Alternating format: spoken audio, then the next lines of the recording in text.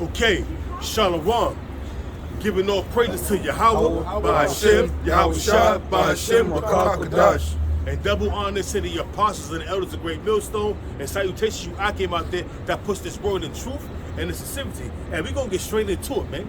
We see all these prophecies coming to pass. Hey, Wednesday, the Russian government testified to Satan II, you know?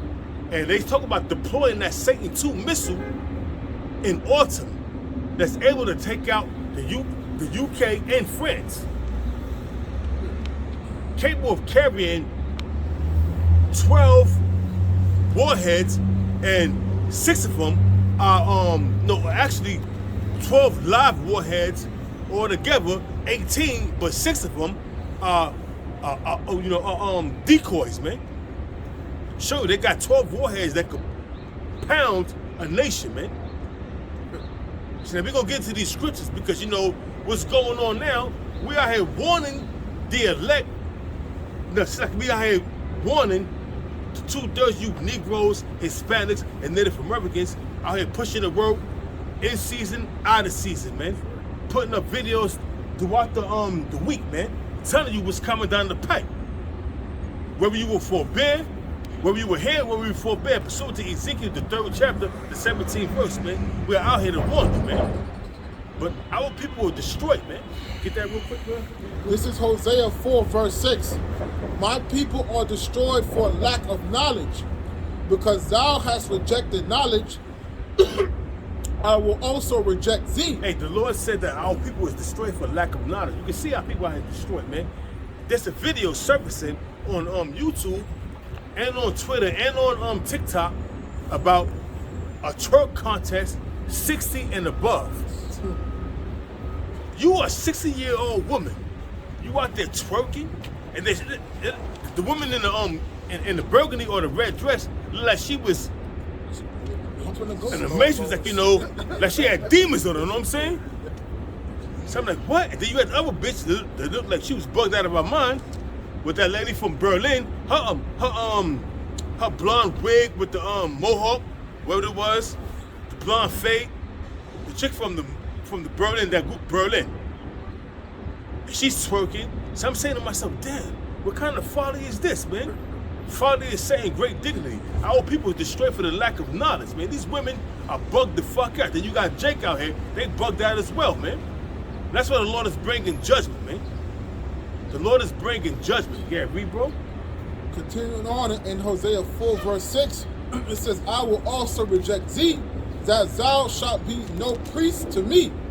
Seeing thou hast forgotten the law of thy power, I will also forget thy children. And that's why the Lord, and we are our forefathers coming back, and that's why the Lord has forgotten us, man. Certain parts of the sons of Israel is going to be destroyed, man.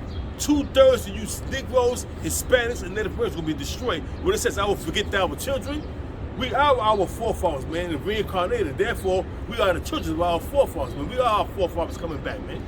And that's, if you could receive that, and that's why judgment is coming upon the 2/3, man. Look what happened over in Florida. You had, and I did a show on that.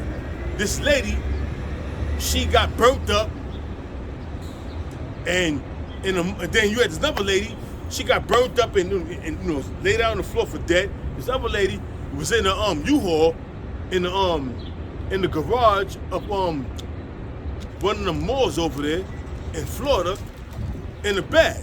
You had this woman from Queens that was going out on the night of the town. Guess what? She got put to death. Her body stuffed in the duffel bag, man. This is judgment coming upon these people, man. Not only the 2/3, but the rest of the nations.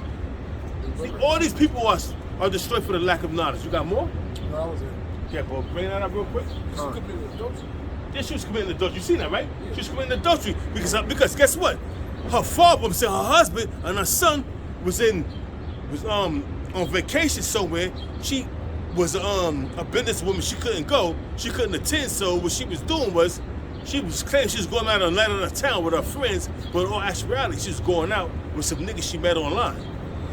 With some dudes she met online, and what happened?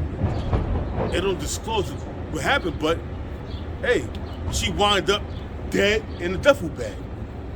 I wonder why. 60 times. I wonder why. 2 more verses actually. Okay, bring it up. Hosea 4, continuing verse 7. As they were increased, so they sinned against me. Therefore, I would change their glory to shame. And as they increase, because you know, Jake, they prosper in this world, and they increase, and they continue to commit iniquity, sin upon sin unto the Lord Yahweh, while Yahweh Shah, by sacrificing these different idols, bowing down to these different idols, blood sacrifice for these different deities, they commit shame upon themselves, man. And guess what? The Most High will bring that shame upon you. And read it again. Hosea 4, verse 7. As they were increased, so they sinned against me. Therefore, I will change their glory into shame. How the Lord's going to change your glory into shame? During the time when Yahweh allowed Esau, the so-called white man, to show his horse, man. And I had a dream last night. This shit was horrific, man. And in my dream, I'm not going to expound it too much but in my dream, it was like rolling blackouts. And then the whole of America was blacked out. And they was blaming Russia for an EMP attack. And there was no internet, no phone service. And then during the time of the rolling blackouts, 3 hours here, 3 hours there, the lights would come back on. So people would be lined up in the dark at these service stations to get gas. But being that I live across from the gas station, and my landlord, he cool with the gas attendants, we was able to get gas. So now I told my landlord in my dream, yo, listen, it's not wise to, because he was working during the time of the daytime, he was working on this generator to get it working, because he had a broken down generator, so he was working on it. And he got it to work, but he need gas. I was telling him, listen, it's not wise to put that generator out there at night, because it's total black. And that's total darkness. It's going to be like a candle in the darkness, and everybody's going to see it, and people are going to come to us. Now, in my dream, in the daytime, I was grilling to get prepared for the night. I was grilling some food on the grill, and some dude came with his woman, 2 women, and a little baby, and himself with his pants hanging down. The women had some cumbrellas on. They were looking like straight niggas. So he asked me for food. He was hungry. So what I did was, he had a little baby with him, about 2 or 3 years old. So what I did was, I gave him 2 pieces of chicken breast for the baby, and that was that. That's what I got for you, boys. That's for her. Did you know at night in my dream, the dude came back with a whole posse of niggas to try to take what I had? But in my dream, this is what I said. I said because it was like they had a chain, and I got bars on my windows. They had a chain. They was breaking the bars off. And what they did was, I don't know, I screamed out to the Lord. I said, I just screamed. I was like, ah! And I pushed the window, and the bars came out, and I started putting Jake to death. Now, in my dream, I had a machete. And the dude that broke the window, I know I'm ranting, but bear with me. The dude that broke the bars, he stuck his head through the window and had a machete sharp, and I cut his head. And then in my mind, I'm saying to myself, those that live by the sword should perish by the sword. And I was saying to myself, oh, the Lord forgive me for that. But they was violating me. And then them dudes ran off. Then they came back and they set a door Molotov cocktail bombs in my house, and the house was engulfed in flames. But before that, I heard commotion upstairs. The women up there screaming. They were screaming and everything, so I was like, oh shit, that's judgment coming upon them. Let's get these scriptures I got, bro. Isaiah, 65? No, Ezekiel. I still got Isaiah 65. Okay, so Isaiah 65. So what we're gonna do, get that right first. Then we gonna get that right. Isaiah 33 or Ezekiel 33. all right, this is Ezekiel 33. Because before you do that, because we've been warning you, week in and week out, what's coming down the pipe, man. I had that dream. I don't know if it was just a dream, because you know, I was up watching movies, you know, drinking, sipping on some Yayan, and then I had that dream, or it could have been a vision from the Lord. But it was about rolling blackouts and famine and people coming to my crib, man. trying to get my substance, you know what I mean? Throwing Molotov cocktail bombs in my crib and the house was engulfed in flames. And I got out of there. So we wanted you through the mouth of the Lord, man. That's right. Ezekiel 33:1. Again, the word of the Lord, Yahweh Hashem Yahushua, came unto me, saying, Son of man, speak to the children of thy people, and say unto them, when I bring the sword upon a land, if the people of the land take a man of their coast and set him for their watchman. And we are the watchmen. And a man is not going to take another man and set him as the coast, but the Most High did was set us as being watchmen. These are not our words we are speaking. We are speaking the words of Yahweh, why Yahweh shot, man. We are the watchmen of the Lord, man. So we out here telling you what's coming down the pipe. We telling, we warning you, man. We crying out, man, with a heavy voice, telling you what's coming down the pipe, man. Whether you were here, whether you forbear. Read, brother. My people shot. If when he see if the sword come upon the land, he blow the trumpet. And we blowing the trumpet. We seen the sword coming, man. We seen through Ezekiel 21, verse 9 on down to 12, how Esau is sharpening that sword, man, to bring that sword destruction. We seen it, man. We seen Jeremiah 30:7 come down the pike, man. We seen Jacob's trouble unfolding, man. We seen it, man. We warned you that these troubles is coming upon you people, man. 2nd Ezra 15 and 14, man. Woe to the world and them that dwell therein, man. We telling you these things, man. Whether you were here, whether you were forbear, man. Read. I'm gonna read it again. Verse 3. If when he seeth the sword come upon the land, he blow the trumpet and warn the people. That's what we do. We blowing it. We seen the sword coming. We seen Esau practice. We seen Esau doing mock military drills. So we warning the people. We blowing the trumpet, man. That trumpet is these scriptures, man. We telling you what's coming down the pike, man. We blowing the trumpet. We telling you. We warning you. Not our words. The words from Yahweh, why Yahweh Shah. We are set up as watchmen unto the house of Israel, man. To gather the elect and to condemn the 2/3 and the rest of the nations. But our job is to gather the elect and to try to persuade the 2/3 to come back into the fold. But the 2/3 they're gonna come back because they are slated for destruction. Yeah, if I can add, in Joel, the 2nd chapter, like the elders going in on, so far as it's blowing the trumpet, man. You know, that's the post of the watchman. You know, it speaks about, you know, prophets that are old. All right. The scriptures also talks about what spirits of the prophets are subject to the prophets, man. Everybody's reincarnated into their lot. Us being in the position as the watchmen, we're seeing the oncoming danger, like the elders speaking about. We're seeing the prophecies, the end time prophecies, actually being fulfilled. All right. We see the MOTB starting to be ushered in and brought into existence. You know, for them to actually see it now. You know, that's the vision for a point in time. But we're going to get that. That's right. I had that on, you know, list, but it's building up to what you know, Joel. But finish reading that, man. All right, Khan. Then whosoever heareth the sound of the trumpet and taketh not warning, if the sword come and take him away, his blood shall be upon his own head. And now that's what we happen. We out here on the Highways and the Byways, week in and week out. We putting up videos on the internet. The internet is flooded with Great Millstone videos. It's impossible to try to watch every video because while you're watching one video, a live show is going on, or 2 live or 3 live shows going on, or 4 or 5 live shows going on. It's impossible. You watching one live show, then you got the apostle. And here it is. This morning, I'm watching Elder Apostle Tahar live show. Then Apostle Robert come over to a live show. So I'm like, oh shit. And then you got another brother coming over to a live show. Another show come up. Another show come up. Like, oh wow. So it's impossible to watch all these shows. What you could do is take your time and go back, relax in your leisure time and watch all the videos to be edified, man. Leisure means study time. Exactly. Because we are warning y'all, man. We are warning y'all. These are not our words. We are warning you from Yahweh, why Yahweh Shah. This was coming down the pipe. We telling you the words of the Lord, man.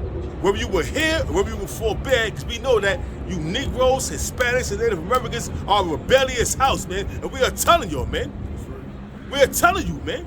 How much more could we spill our guts out to tell y'all, man? We? He heard the sound of the trumpet and took not warning. You heard the sound of the trumpet, took not warning. We out here telling you what's coming down the pike. You run across a YouTube video, the mark of the beast. We tell you, you run across the video, Jacob's trouble. You watch the video, you watch the whole video, 30 minutes of the, or hour of the video, and what you do, you put up comments scoffing and scorning, not taking heed to the message. It was meant for you to receive that message, whether you were here, whether you were forbear. You don't understand. It's a spiritual thing.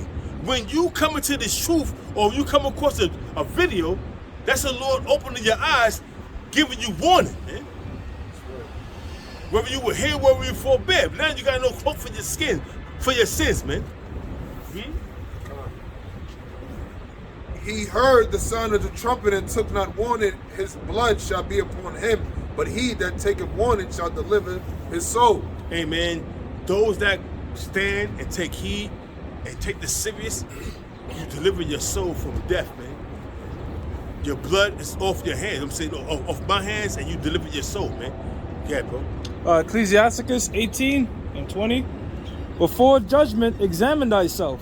Before judgment, examine thyself, because before judgment come, you are given opportunity to examine yourself, man. How?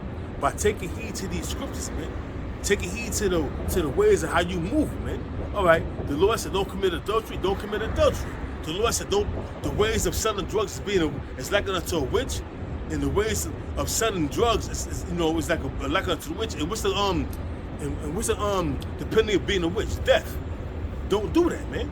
Take heed unto yourselves, man. Read that again, Babu Kushan. Ecclesiasticus 18 and 20. Before judgment, examine thyself, and in the day of visitation, thou shalt find mercy. Amen. Before judgment, examine thyself. Before the judgment comes, examine thyself. And before the Lord brings forth his visitation, before the Lord visits the earth and visits you, take heed to yourself. You be saved, man.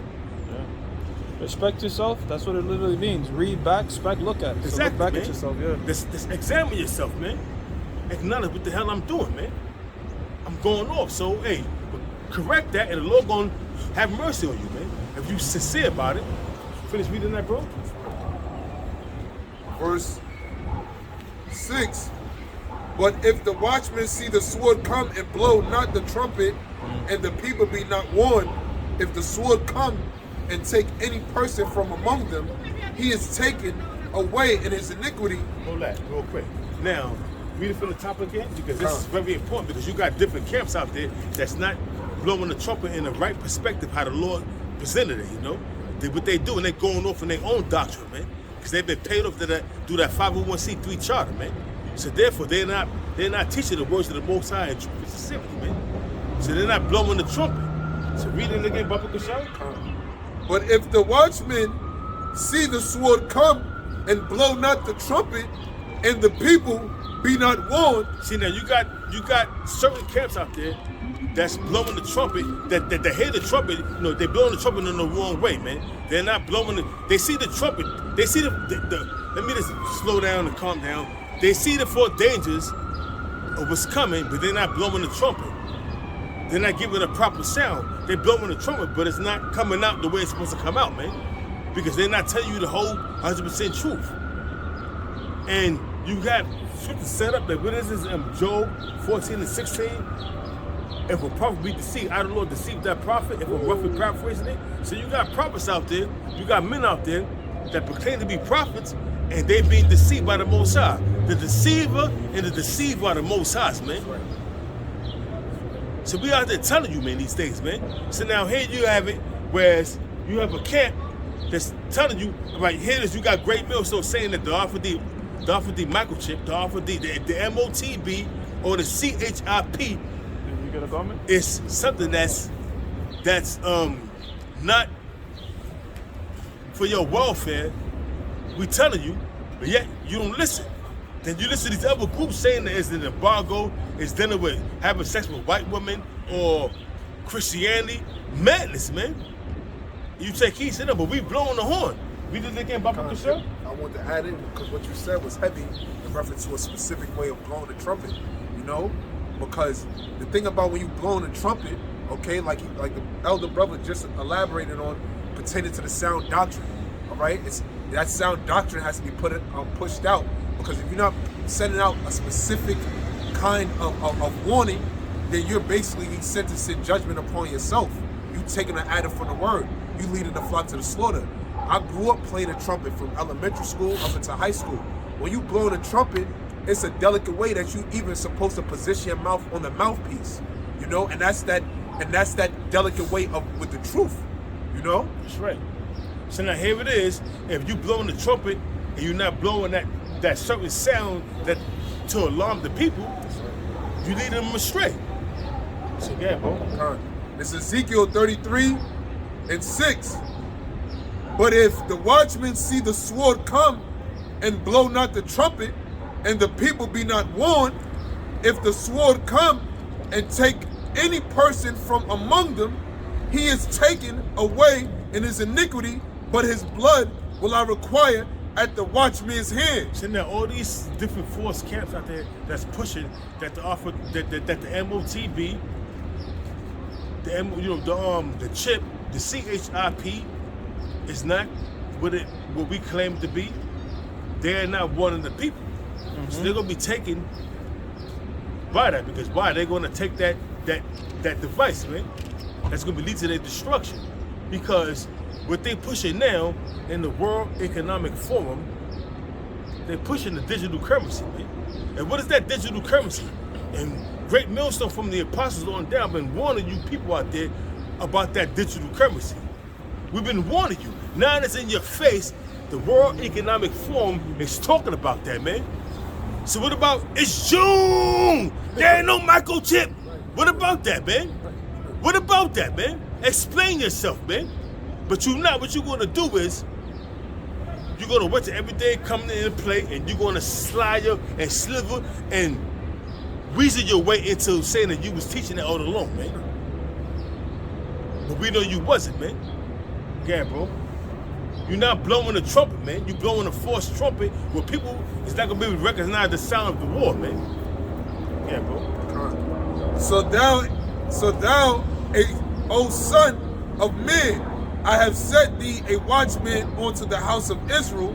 Therefore thou shalt hear the word of my mouth and warn them from me. Hold on. The words it said the words of, read that again. Hear the words of my mouth and warn them from me. Read it again, bro. So thou, O son of man, I will set thee a watchman unto the house of Israel. So thou, O son of man, I will set thee as a watchman unto the house of Israel. Read. Therefore thou shalt hear the word of my mouth. Therefore thou shalt hear the words of my mouth. Who words? The Lord of Yahweh, Yahweh Shah's mouth, man. And warn them from me. These are not our words, man. Right. You understand what I'm saying? Are you comprehending what the scriptures are saying? These are not our words, man. These are the words of Yahweh, Yahweh Shah, man. And therefore, you're going to be taken, man. Like it says in 2nd Ezra 5:1, man. Somebody hold that on deck, Baba Kushar. Hold that on deck, 2nd Ezra 5:1. I got a quick precept to back you up. This is Matthew 10:20. For it is not ye that speak, but the spirit of your Father which speaketh in you. Exactly, man. You see what I'm saying, man? You see, read that again, man, so it can sink in, man. It's Matthew 10:20. For it is not ye that speak, but the spirit of your Father which speaketh in you. It's not us that's speaking, it's the spirit of the Lord Yahweh, Yahweh Shah that's speaking through us, man. To convey a message unto you people, man. To show you of what's coming down the pike, man. Jacob's trouble pursued to Jeremiah 30:7, man. Jeremiah 12:1, man. We are telling you what's coming down the pipe. Whether you were here or whether you were forbear, man. That's on you. We out here telling you what's going down the pipe. What's going on? You got more? No, hold on. We're gonna get that from you. We're gonna bring this out. Then we're gonna bring what you got right there. 5:1, yeah. Verse 8. When I say unto the wicked, O wicked man, thou shalt surely die, if thou doest not speak to warn the wicked from his way. And now, what's the wicked man? See, we know that Esau is the wicked, pursuant to Malachi, the 1st chapter, the 4th verse, but it's not talking about Esau. Esau is the wicked. He's not promised any kind of redemption, he's gonna be put to death. He's gonna be destroyed. It's talking about wicked Israelites, man. Let's get that straight. Read that again. Con. Verse 8, Ezekiel 33 and 8. When I say unto the wicked, Which is the wicked of Israel, the Negroes, Hispanics, Native Americans, on down to Issachar. Read. O wicked man, thou shalt surely die. Oh, wicked man, thou shalt surely die for being a homosexual, for being a lesbian, for being a gang-banging drug dealer, for being, for selling out and sacrificing your loved ones to get a record contract, man. To bow down to these different deities to get a Hollywood movie role, man. Talk about Jake, the wicked of our people. Read. If thou doest not speak to warn the wicked from his wicked way, that wicked man shall die in his iniquity, but his blood will I require at thine hands. So we wanted you, man. So all these celebrities, they know about the Israelites, man. The Denzel Washingtons, the Wesley Snipes, the Omar Epps, Tracy Morgan. Tracy Morgan. Tracy Morgan asked us for a blessing, man. Yo, I brought him up because I saw him. I guess he got that blessing, brother, of the Huh? world. Because I was driving down on the West Side Highway, Yeah. and guess who was in a fucking drop-top Lamborghini with all jewelry on and shit? It was fucking Tracy Morgan. Hypocrite, bro. This guy was acting like he didn't want to be seen. I pulled my window down. I was gonna say what's up to him. He acting like he don't want to be seen, but I'm like, you in a drop-top Lamborghini on the West Side Highway, brother, with the fucking roof off. So what is it? Sam? He passed in the places with the same car. Oh, that same red Lambo? Red Lambo, yeah, that's Oh his shit, I didn't know that. Okay. Yeah. Bottom level. So this dude's a hypocrite. He gonna ask Oh, me for wow. a blessing, but yo, you don't want to acknowledge a man that's a prophet of the Lord, man. You a hypocrite, man. That's what most times gonna destroy you, man. The Lord have mercy on you. You had that accident, man, a horrific accident, and guess what? The Lord preserve you, because you know what? You acknowledge the Israelites as being the men of the Lord. And I'm saying you asked for a blessing, but now you being a hypocrite, bro. Yeah, to my knowledge, Tracy Morgan could grow a beard, bro. Because it He looked can- like he had a he 5 can't- o'clock. Yeah, shadow listen, and he shit. can't go a bit, man. Yeah, he shaved it all Look at off. Martin, man. He had a beard. I'm saying, but you know, guess what, man? This dude refused to grow a beard because why? It's world. fitting. It's according to Esau society, man. Yeah. A beard is weird in Esau society, but a beard is manly. Yeah, but we. This is verse 9. Nevertheless, if thou warn the wicked of his way to turn from it, if he do not turn from his wicked way, he shall die in his iniquity, but thou hast delivered thy soul. And that's where you're out in the houses and the bowers right now, man. We wanted you, wicked niggas, of all your iniquity that you're committing, being lesbians, a part of the alphabet community, being gangbangers, being drug dealers. We wanted you, man. Stop doing that. Turn from them wicked ways and come back into the fold and come to Yahweh while Yahweh Shah serve him in truth and sincerity. Stop bowing down. Stop worshiping. Hey, man, there was video service and you got these, the truth is out there. You got these nigga women posing with a dude, an Edomite, with all kind of lashes on them, like he's Yahweh Shah. You saw that picture, right? Yeah. Then you got these women, and then you got these Hamites. They look like Hamites, but they could be Jake too. Oh, posing, and crying over a statue of Cesare Borgia or Serapis Christus. Picture. Can I show to the camera? Then you go show it to the camera. That's exactly what I'm talking about, bro. You see it? Wow. You see that? That's folly, man. That's folly. That's folly. And the truth is being spoken about, man. The truth is out there.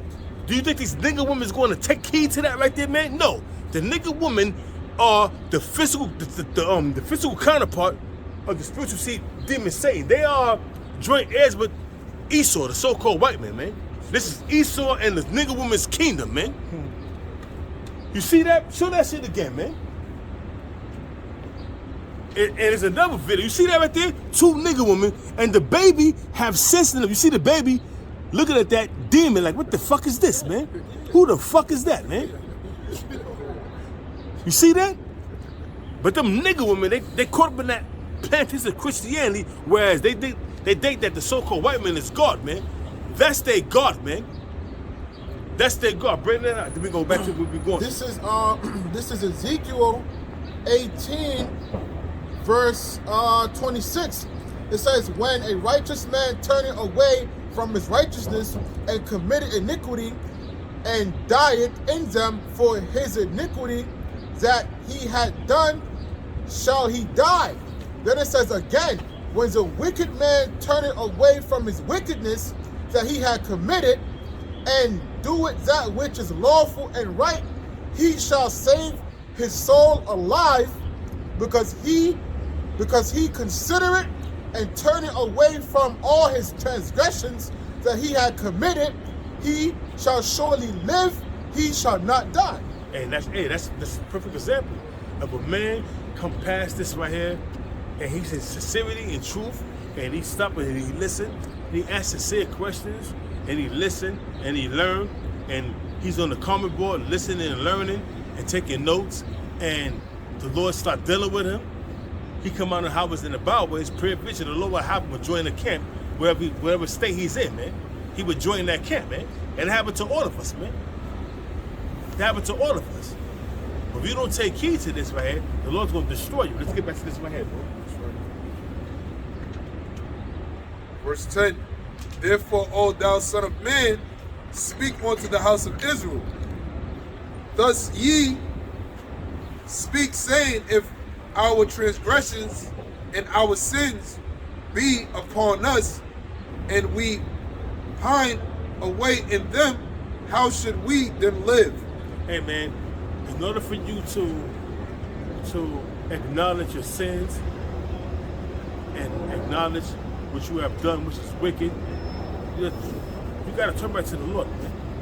You got to turn back to the Lord, Yahweh Shai, and you got to acknowledge your sins. The first thing and foremost, you got to acknowledge that you were wicked, man. You got to acknowledge your sins, man. You can't just keep on committing what you're committing and not acknowledging what you're doing, man, what you have done. That was it on that. Get that right there real quick. No, I got you. It's Isaiah 65 and 12. Isaiah 65 and 12. Because we are warning you of all the atrocities you have been committing. We are warning you of the set dangers that's coming, man. But those who don't hear, those who forbear the words of the Most High, you're all going to bow down to the slaughter. Are you understanding what the scriptures are saying? Are you comprehending what I'm saying to you, man? And we're going to get in the scriptures to prove what I'm saying, man. You're going to bow down to the slaughter, man. Read. Isaiah 65 and 12. Therefore will I number you to the sword, and ye shall all bow down to the slaughter. Therefore the Lord say, I shall number you to the sword, and you shall all bow down to the slaughter. 2/3 of you Negroes, Hispanics, and Native Americans, you Israelites that know you Israelites that's teaching bugged out doctrines that took the purse, you're all going to bow down to the slaughter. You're going to die the death of the wicked. Are you understanding? Are you comprehending what the scriptures are saying? These are not my words, man. These are the words of the Lord Yahweh Shai. Read it again, Baba Shai. Isaiah 65 and 12. Therefore will I number you to the sword. Therefore the Lord said he's going to number you to the sword. 2/3 of you Negroes, Hispanics, and Native Americans out here, man, lollygagging, wearing masks, following the mandates of Esau, you're all going to bow down to the slaughter. The Lord's going to do away with every last one of you wicked-ass people, man. Right. Pursuant to Zechariah 13 and 8. I got it right here. Bring it up, bro. This is Zechariah 13 and 8.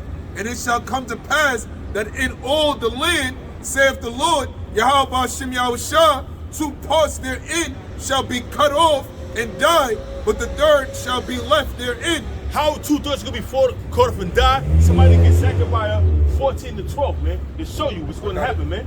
Bring it out, man. This is Zechariah 14 and 12. And this shall be the plague wherewith the Lord Yahweh Shem Yahushua will smite all the people that have fought against Jerusalem. Their flesh shall consume away while they stand upon their feet. And what instrument could do that, man? What instrument, what technology could do that, man? The best illustration is Terminator 2, Sarah Connor, man. We always bring that up. The apostles always bring that out, man. Sarah Connor was played by Linda. Sarah Connor was truly Linda Hamilton. She played that scene where she was watching the children playing in the yard, and thermonuclear destruction came upon them, man. And what happened? Her flesh consumed away while she was standing upon her feet, man. Read that again, Papa Bashar. Khan. Zechariah 14:12. And this shall be the plague wherewith the Lord, Yahweh Shem Yahushua, will smite all the people that have fought against Jerusalem. Their flesh shall consume away while they stand upon their feet. All the people that have fought against Jerusalem, all 17 nations had their part in afflicting the sons of Israel, man. All these nations had us in captivity, man. In one way or another, all these nations had their time to afflict the sons of Israel. But guess what? What you have done unto us, we're going to do it to you double. But the only thing is, the Lord is going to allow 16 of these nations to get their captivity turned around. They're gonna go back and they're gonna go back to their land and service and be tributary unto the sons of Israel. But Esau, the so-called white man, after 1,000 years of slavery, that's your ass. Obadiah 1:18. That's your ass. You hear me, red devil? That's right. That's your ass. There's no redemption. There's no mercy. But the other nations, they're gonna get their captivity turned back, and they're gonna go back to their own land, and they're gonna be tributary unto the sons of Israel, man, forever. But you red devil, you done. Quincy Ocha. You're done. Finish him. That's right.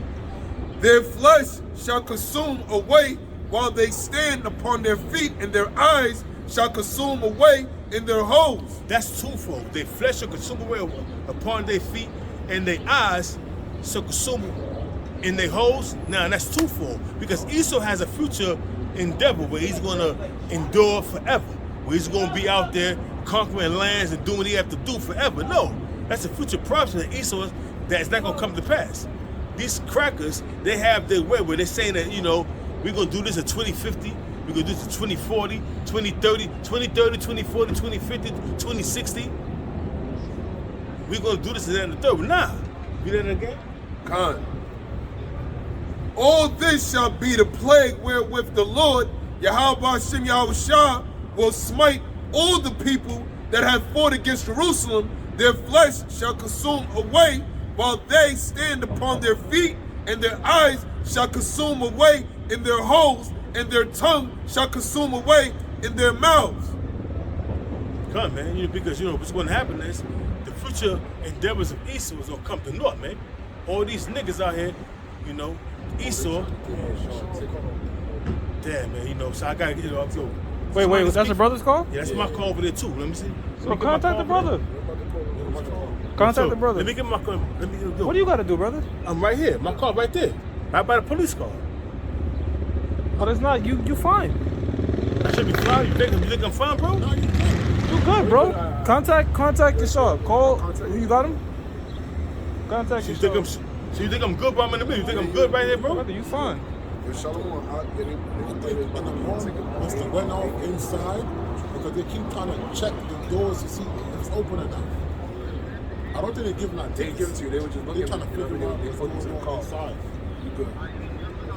I got you, bro. To the Presbyterian, they went to the gate post. They went to my car too? No. I think an alarm went off inside.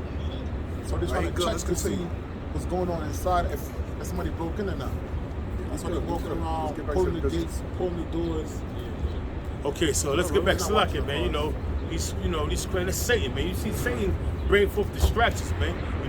I should be good. I was going to go move my car. You see my car right there, bro? Nah, yeah. I'm Come on, brother. They're not giving out tickets. But anyway, Slakia, bro. But that was the Satan distracting us. You know what I'm saying? There's all kind of truth is coming out. Bring it out again, bro. Khan, Zechariah 14:12 again, and it reads, and this shall be the plague wherewith the Lord, Yahweh Shem Yahushua, will smite all the people that have fought against Jerusalem. Now you got the Russians threatening to put Satan 2, the Sarmat Satan 2, hypersonic nuclear missile on the borders of the UK and France, and they're gonna deploy them this autumn. And I did a show on that. I ain't put it up yet, but I did a show on that, man. Bringing that out, man. You see? That's a part of the plagues, man. That plague is that thermonuclear destruction that's gonna be shot off, man, from one end of the earth to the next, man. Isaiah 24 verse 19 on down, man. The earth is gonna ruin to and fro like a drunken. What's gonna make the earth ruin to and fro like a drunken, man? What's gonna make the earth quicken it pursuant to 2nd Ezra 16 verse 12? The earth quickened it, man. The foundation thereof is moved out of the ways from there. Roughly paraphrasing it. What's gonna do that? Thermonuclear destruction, man. We talking about right now. This is the plagues, man. The plagues are sent, shall not return. What's the plagues? Read that right there again. Therefore, Salaki, I'm sorry for the top. And this shall be the plague wherewith the Lord will smite all the people that have fought against Jerusalem. Their flesh shall consume away while they stand upon their feet. And what's going to make their flesh consume away while they stand upon their feet? Thermonuclear destruction and concentrated fire from them chariots, man. When Yahweh shall crack them skies, bringing death, destruction, and deliverance, man. Because at the very same time, the nuclear missiles are being shot off, man. The Lord's going to crack them skies, delivering his elect and bringing death and destruction to 2/3 and the rest of the nations, the Goyim, that's on this land in America, man. You gotta read? And their eyes shall consume away in their holes, and their tongue shall consume away in their mouth. Their eyes shall consume away their future prophecies on their future endeavors, what they feel they're gonna do in 2030, 2040, 2050. And their tongue shall consume away all their philosophies that they pushing, which is bullshit, man. It's gonna be destroyed right along with them, man. That's why it's twofold, man. Nah, Esau's gonna be destroyed plus Esau's gonna be destroyed plus their future endeavors and their philosophies right along with them, man. Okay? It says that the inward thought is that the house shall continue forever. That's right. It's not gonna continue forever, man. You got more? Wait, did you break down the part about the eyes and the mouth? About the eyes and the mouth. Yeah, I just brought that up. Okay. But the eyes, but in the mouth, but the eyes, but their future prophecy, their future endeavors, what they're going to do, and their mouth, when they're speaking, they all their philosophies. I just brought that up. Yeah. Right. It says, that was it, bro. So you got, bring that out, Back in Isaiah 65:12, therefore will I number you to the sword. The reason why the Lord's going to number you to the sword, because we have been out here in the highways and the byways. We pushing this truth to the, according to what the words of the Most High. We out here in the highways and the byways, in season odysseys. They're putting up videos. The internet is flooded with great millstone videos, man. So there's no cloak for your sins, man. Right. We are telling you what's coming down the pike, man. We are telling you what's coming down the pike, man. Whether you were here or whether you were forbear, man. So therefore, read that. It says, therefore will I number you to the sword, and ye shall all bow down to the slaughter. Therefore, the Lord's going to number the 2/3 to the sword, man. During the time of martial law, during the time of Jacob's trouble, Jeremiah 30:7. Daniel chapter 12, verse 1. 2nd Ezra, the 15th and the 16th chapter. You're all going to bow down to the sword, man. To the slaughter. Again, bro. It says, because when I called, you did not answer. How did the Most High was calling? Through his prophets, man. Yeah. You didn't answer. The Lord was calling you through his prophets, man. That's out in the highways and the byways, man. In season, out of season, man. What you did, you forsake the words of the Most High. You scoffed at the words of the Most High. Yeah. So the same must know after death by pain. You understand? Let him finish that right there. Yeah, bro, bring it up. Bro. Finish bringing it up. It says, when I spake, ye did not hear, but did evil before mine eyes, and did choose that wherein I delighted not. And how do you do evil before the Most High's eyes? When the Most High spake through his prophets, you did not hear. But you did evil. Read that part again. It says, So it will tell you, you did evil in the eyes of the Most High, man. When the prophets spake, you did not hear, but the evil in the eyes of the Most High, man. Read it again, Babu Krishna. So you sing it to their ears.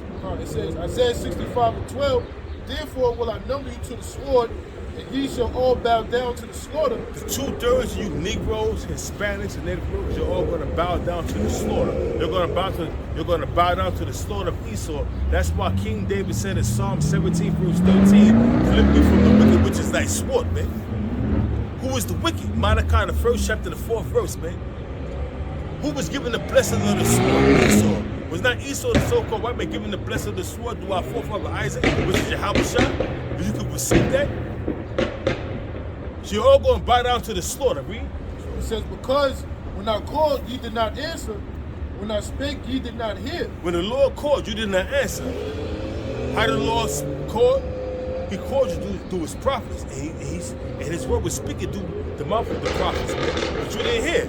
The Lord called you and you didn't hear, and the Lord was speaking. You didn't hear, man. You can't read. It says, but the evil before mine eyes. But the evil before the eyes of the Most High, committing adultery, gangbanging, being a lesbian, being a homosexual, being a part of the alphabet community, man.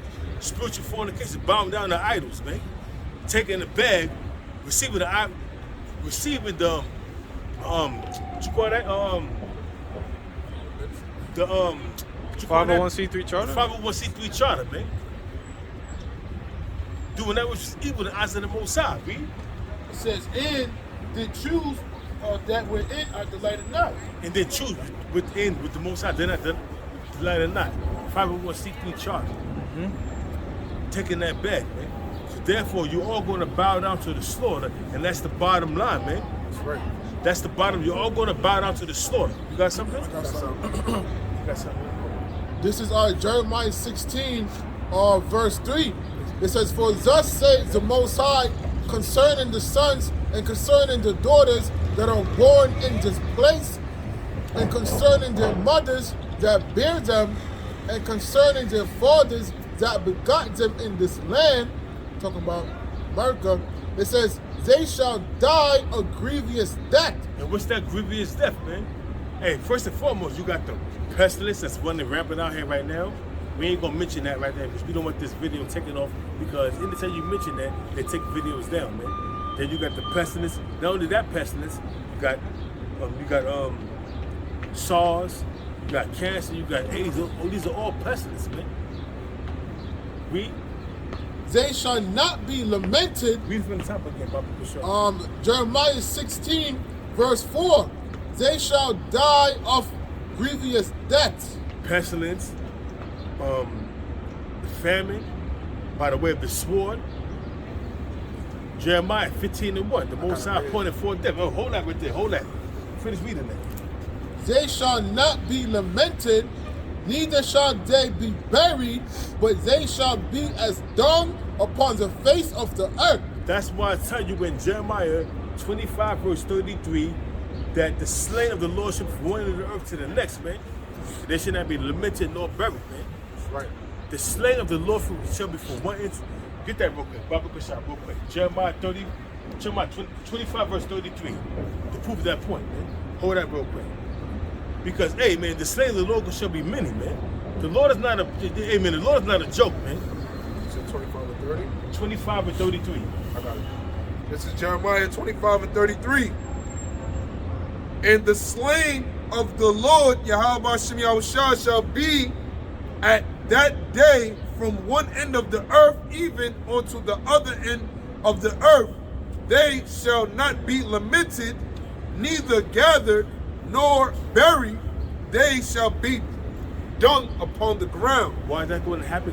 Thermonuclear destruction and concentrated fire from the chariots, man. When Yahweh try to crack the sky, man. That's a lot of death and destruction, man. That's a lot of death and destruction, man. The Lord's going to bring death and destruction. And a lot of you people you're not ready, man. That's right. You're not ready for the smoke the Most High is going to bring, man. That's right. And you don't want the Most High smoke, man. That's right. The Lord's going to bring death and destruction, man. So bring that. Continuing on in Jeremiah 16, verse 4, it says, and they shall be consumed by the sword. What's the sword, though? They're going to be consumed by the sword, by the famine, and by pestilence, man. Hey, Jeremiah 15:1. You got it right there? Hold that real quick and bring that out real quick, man. Jeremiah 15 and 1. Then said the Lord, Yahweh Hashem Yahushua, unto me, though Moses and Samuel spoke before me, yet stood before me. Let me read it again. Then said the Lord, Yahweh Hashem Yahushua, unto me, though Moses and Samuel stood before me. Now, Moses represent the law, and Samuel represent the prophets, man. And Yahweh Yahweh is saying, though Moses and Samuel stood before me for this people, man. Read. God. Yet my mind could not be toward this people. Cast them out of my sight and let them go forth. And it shall come to pass if they say unto thee. Hold that real quick. The Lord said, cast them out of his sight. How did the Lord cast them out of his sight? The Lord eyes is on the part of Jerusalem. So how did the Lord cast them out of our sight? Out of his sight? During the time of 70 AD, man. During the time of the Flavian dynasty. Vespasian, Titus, and Domitian, man. The Most High casts us out of his sight, man. Driven, scatters out the four corners of it. Is going to tell you that, man. Read, man. Start from the top again, man. That's a lot of meat there. And do it slow so these people go, because they slow of heart. A lot of these people, so you got to read it slow so it can sink in. That's right. Jeremiah 15:1 again, and it reads, Then said the Lord, Yahweh Bashem Yahushua unto me, though Moses and Samuel stood before me. Like I said, Moses represent the law and Samuel represent the prophets. Though Moses and Samuel stood before me, read. Yet my mind could not be towards this people. Yet the Most High's mind cannot be towards this people. Like the Most High's mind is not towards that nigga that was blasting that music, man. He's the nigga of the world, man. The Lord's mind is not towards this people. Read. Cast them out of my sight. And how did the Lord cast us out of his sight? By casting us out of the land of Jerusalem, man. By kicking us out of that land, man. And scattering us up the four corners of the earth, man. Where them plagues of the curses are going to devour us, man. Read. It's going to tell you that, read. And let them go forth. And it shall come to pass. And let them go forth. Let them be scattered with the four corners. Let them go forth, man. Read. If they say unto me, whether shall we go forth? And it shall come to pass, if they will inquire of a prophet, whether shall we go, man? Whether shall we go forth? And the Lord's going to tell Jeremiah what to tell these people, man. These wicked ass people, man. Read. Then thou shalt tell them, thus saith the Lord, Yahweh Bashem Yahushua, such as are for death to death. Such as for death or to death, man. Read. And such as for the sword to the sword. Those are going to be shot down in the streets by wicked ass niggas such as yourself or police. To the sword, man. They're going to die by the sword, man. Read. And such as are for the famine to the famine. Those of you who slated to die by the famine, by the way of the famine, which is a horrific way to go. I'd rather get shot in the head, man, than to die by the way of famine, because that's a slow death, a slow, agonizing, painful death. It's torture. That's torture. Read. Oh, yeah. For the captivity to the captivity. And such as for the famine to the famine, and such as for captivity to the captivity. Those will be slated to get your door kicked in 3 o'clock in the morning while you're in your pajamas or your 90s, and they come in, handcuff you, shoot your dog, probably rape your wife, probably rape you, torture your kids, and separate you or put you in different concentration camps, put you in different vans. Your kids go in one van, your wife go in one van, you go in one van, and cart you off to different concentration camps, man. Such as for the captivity to the captivity. And we've been warning y'all, man.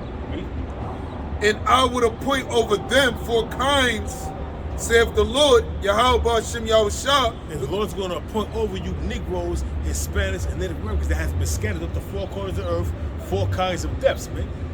And that was spoken about back then, and it's happening right now. Why? Because that was the future prophecy, man. Read.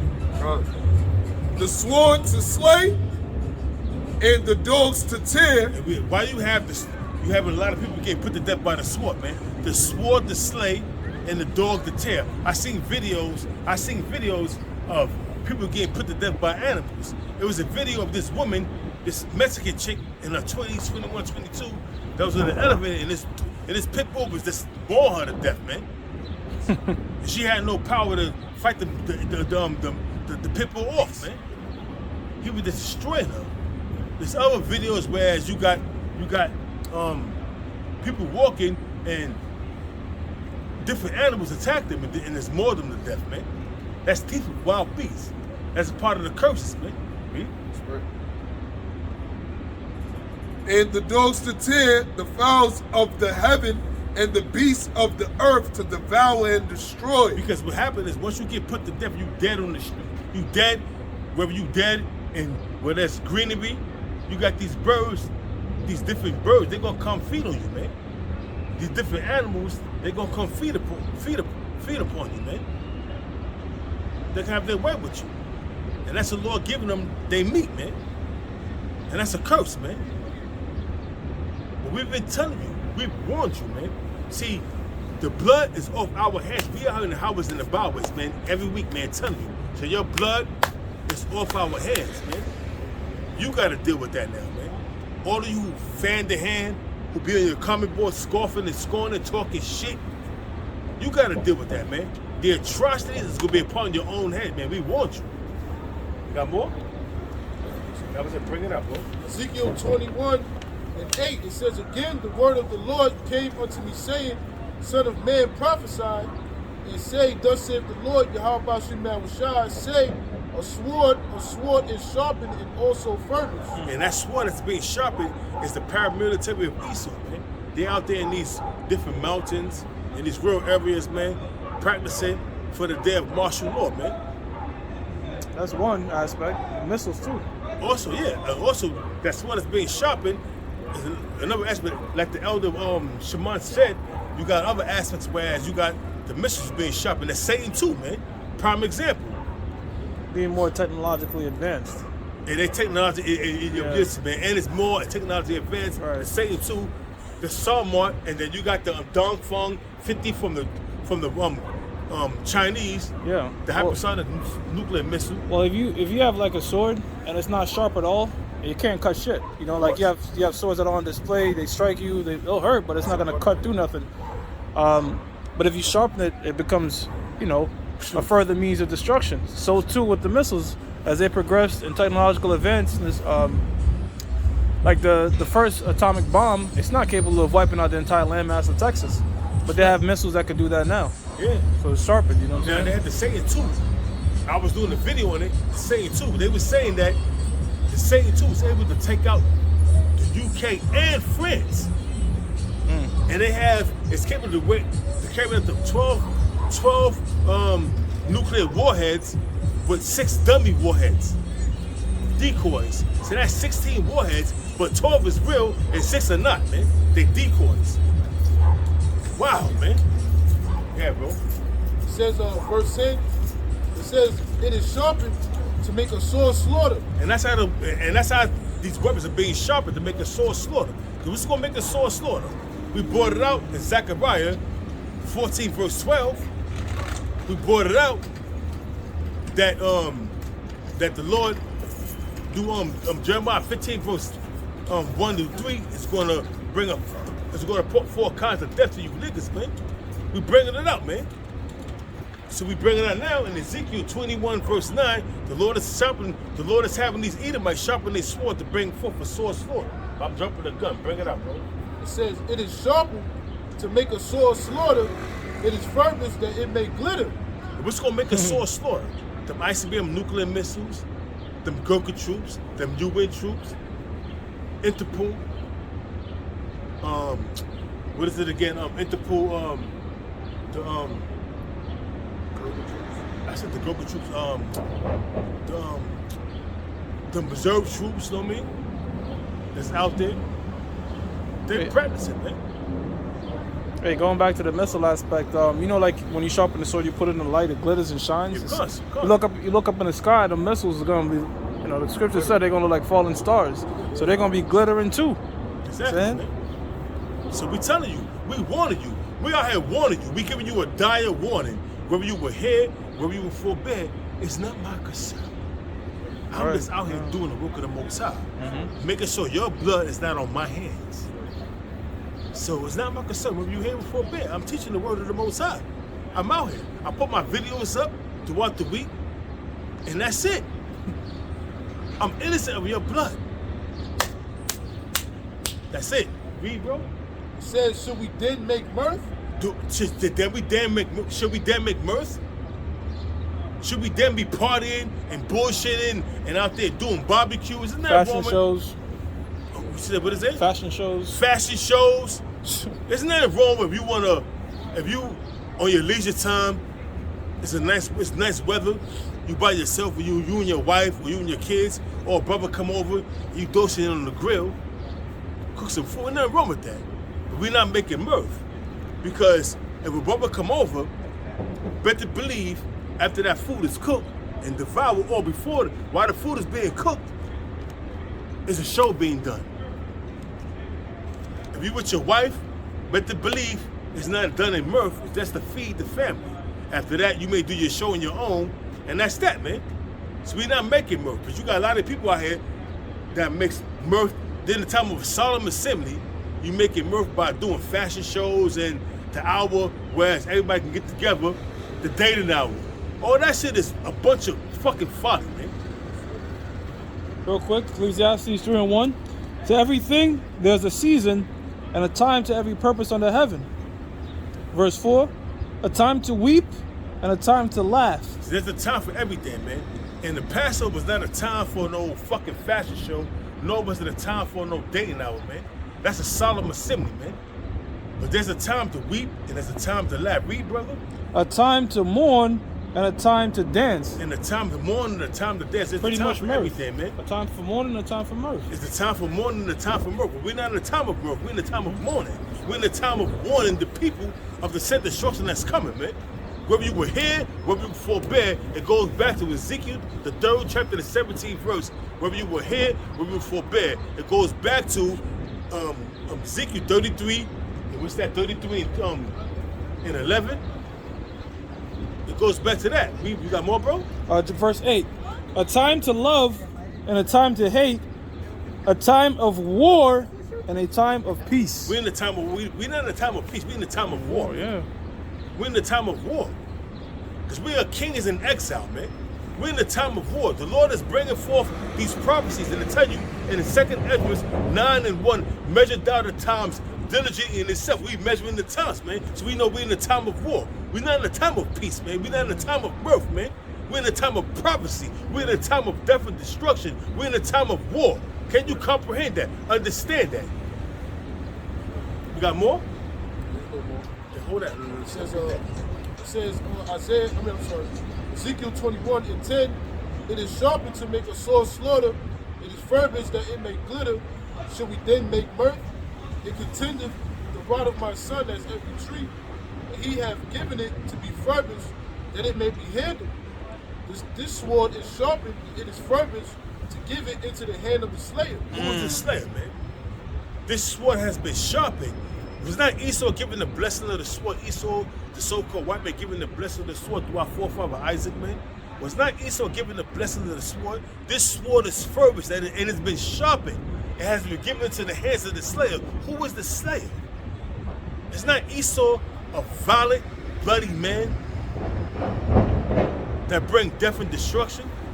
It has been given to the hands of the slayer, read. Verse 12, it says, cry and howl, son of man. And that's what's going to happen. When the Lord allows Esau, the so-called white man, to show his horns, to bring forth death and destruction and all kind of chaos in the street, you niggas out there are going to cry and they're going to howl. Read. It says, for it shall be upon my people, it shall be upon all the princes of Israel. For the sword shall be upon the Lord's people. Who are the Lord's people? You Negroes, Hispanics, and Native Americans, known as Judah, Benjamin, Levi, on down to Issachar, man. The sword will be upon the Lord's people, man. Read. It says, terrors by reason of the sword. Terrors by the reason of the sword. The modern day gun. Also another sword is famine and pestilence, man. And the ultimate sword is thermonuclear destruction. Read. It says, terrors by reason of the sword shall be upon my people. Smite therefore upon thy thigh. And that's where it says, damn. Like, damn, man. Smite upon that thigh. Like, damn, shit. That's how much dreadful shit gonna be happening in the earth, man, at that time, man. That was it. Yeah, bring it up. Jeremiah 30:7. Alas, for that day is great, so that none is like it. Alas, for that day is great, so that none is like it. What day is this talking about, man? It's about the day of Jacob's trouble, man. Alas, that day is great, man. When them Gurkha troops and them UN troops come upon you people, man. I got water in my car, man. Okay. It is even the time of Jacob's trouble, It is even the time of Jacob's trouble, man. Read. but he shall be saved out of it. But the elect shall be saved out of it. The 2/3 of you Negroes, Hispanics, and Native Americans, you're gonna get caught up. Why? Because we have been warning you. The warning has been sent forth, man. We are the watchmen of the Lord, man. When you were here, when we were forbear, we warned you, man. We telling you, week in and week out. And the crazy thing is, these same prophecies and these same scriptures keep coming out every week, man. Throughout the week, these prophecies and these scriptures keep coming out, man. Telling you, warning you, man. We are set up as the watchmen of the Lord to warn you. But you don't want to take heed, man. So what's going to happen, man? What's going to happen to you Negroes, Hispanics, and Native Americans that refuse to take heed to the words of your Lord, Yahweh Shah, man? These are not our words, man. That's right. That's right. I got another one to back that up. This is 1 Peter 4:17. For the time is come that judgment must begin at the house of Yahweh Ba'ashem Yahweh Shah. And judgment shall, the time has come that judgment shall begin at the Lord's house of Yahweh Shah, man. It was the Lord's house, man. The men that claim that know that they Israel, man. You got a lot of men that got 501c3 charters. Name a couple of groups: ISUPK, IUIC. They got 501c3 charters, but they regulated by the government. Those are gag orders that's put onto them. GOCC. They all got that paid off bag of the IS, I'm saying, by the 501c3 charter, man. Yeah. Which a part of the 501c3 charters, there's certain things you have to omit out of the scriptures. Exactly. You can't teach the name of the Lord. You can't come up against homosexuals because that's an agenda that Esau is pushing. So you can't push that narrative in the church when you got a 501c3 charter, because according to the 501c3 charter, God loves everybody. He accepts you as you are, man. Let's come as you are, man. That's fucking bullshit, man. That's bullshit, man. The Lord don't accept you as you are, man. That's that plantation Christianity, man. That's that bullshit slave mentality, plantation Christianity, white supremacy bullshit, man. To keep these goddamn crackers above you, man. To keep you suppressed mentally and spiritually, man. Because most of these women, I showed you case in point, these women on Easter, which have nothing to do with the scriptures, even though Easter's mentioned in the scriptures, but that word should be Pesach, which means Passover. It has nothing to do with no fucking God of fertility, Ashtaroth, you know what I'm saying? The God of fertility with a bunch of titties and out there pink bunny rabbit shitting out chicken eggs, man. That's going into the God of fertility, man. Colorful chicken eggs at that, man. Where's that in the scriptures, man? Right. And then you got these women out there posing with a goddamn cracker, posing like he's Cesare bullshit, man. That was Serapis. They was posing with Serapis, man. That's why the Most High gonna fuck you niggas, you nigga women up 9 ways a Sunday. And I don't give a fuck about y'all. I don't have no pity for y'all. The Lord's gonna do you fucking dirty in that time. And don't come running to me when all hell break loose, man. Because you know what I'm gonna tell you? Get to stepping. Get to stepping. I don't want to have nothing to do with you. I don't want your box. I don't want to have nothing to do with you. Keep it moving. Right along with you goddamn fucking Latin women, man, that believe in Cesare. Quick reset. Proverbs 11 and 21. Though hand join in hand, the wicked shall not be unpunished. I don't care how much you Negroes, Hispanics, and Native Americans want to hold hands with the white man. We shall overcome. We shall overcome. The wicked should not go unpunished, man. Right. If you join with him, man, you're gonna go down with the wicked, man. You're gonna die the death of the wicked, man. Those that join unto him shall fall by the sword, man. So you're gonna die the death of the wicked. Keep on holding hands with the so-called white man, saying we should overcome. Yeah, them niggas in the military too. That's gonna be fighting against the Lord. Yeah, come, man. You got a lot of Jakes in the military, man. Many of the nigga women, man. Well, you know Jake excel at everything he does, so Good. they're gonna probably be like the best pilots and shit. So when that, when Good. D-Day happens, Yeah, good. hey man, you're gonna have some Jakes on the front line of Esau shit. Yeah. Trying to defend Esau's kingdom, man. They might be speaking Russian, they might be speaking German, they might be speaking Chinese. Chinese, German, Whatever. American, all different languages, man. They Yeah. probably speak these 4 different Yeah, languages. you're gonna man. have Jakes that look like Shaft. You're gonna have Jakes that look like the other nations on the front line fighting against the Lord, joining hand with the wicked. But guess what? Most are gonna zap their ass. Exactly, man. That's it. So join hand in hand. The wicked should not go unpunished, man. Yeah. You're gonna die the death of the wicked. If you join hand in hand with the wicked, man, you're gonna die the death of the wicked, man. Yeah. Birds of a feather flock together, man. You got more? It says, though hand join in hand, the wicked shall not be unpunished, but the seed of the righteous shall be delivered. But the seed of the righteous shall be delivered. The seed of the 1/3, the governing body of the 144,000 of the sons of the first fruits of the sons of Israel shall be delivered, man. Being joint heirs with Yahweh Shah, man. Oh yeah. Like, you know, in this society, let's say you have crackers in the society, Edomites in the society, wherever you go, but not every Edomite is in Scarsdale or the Hamptons and shit like that.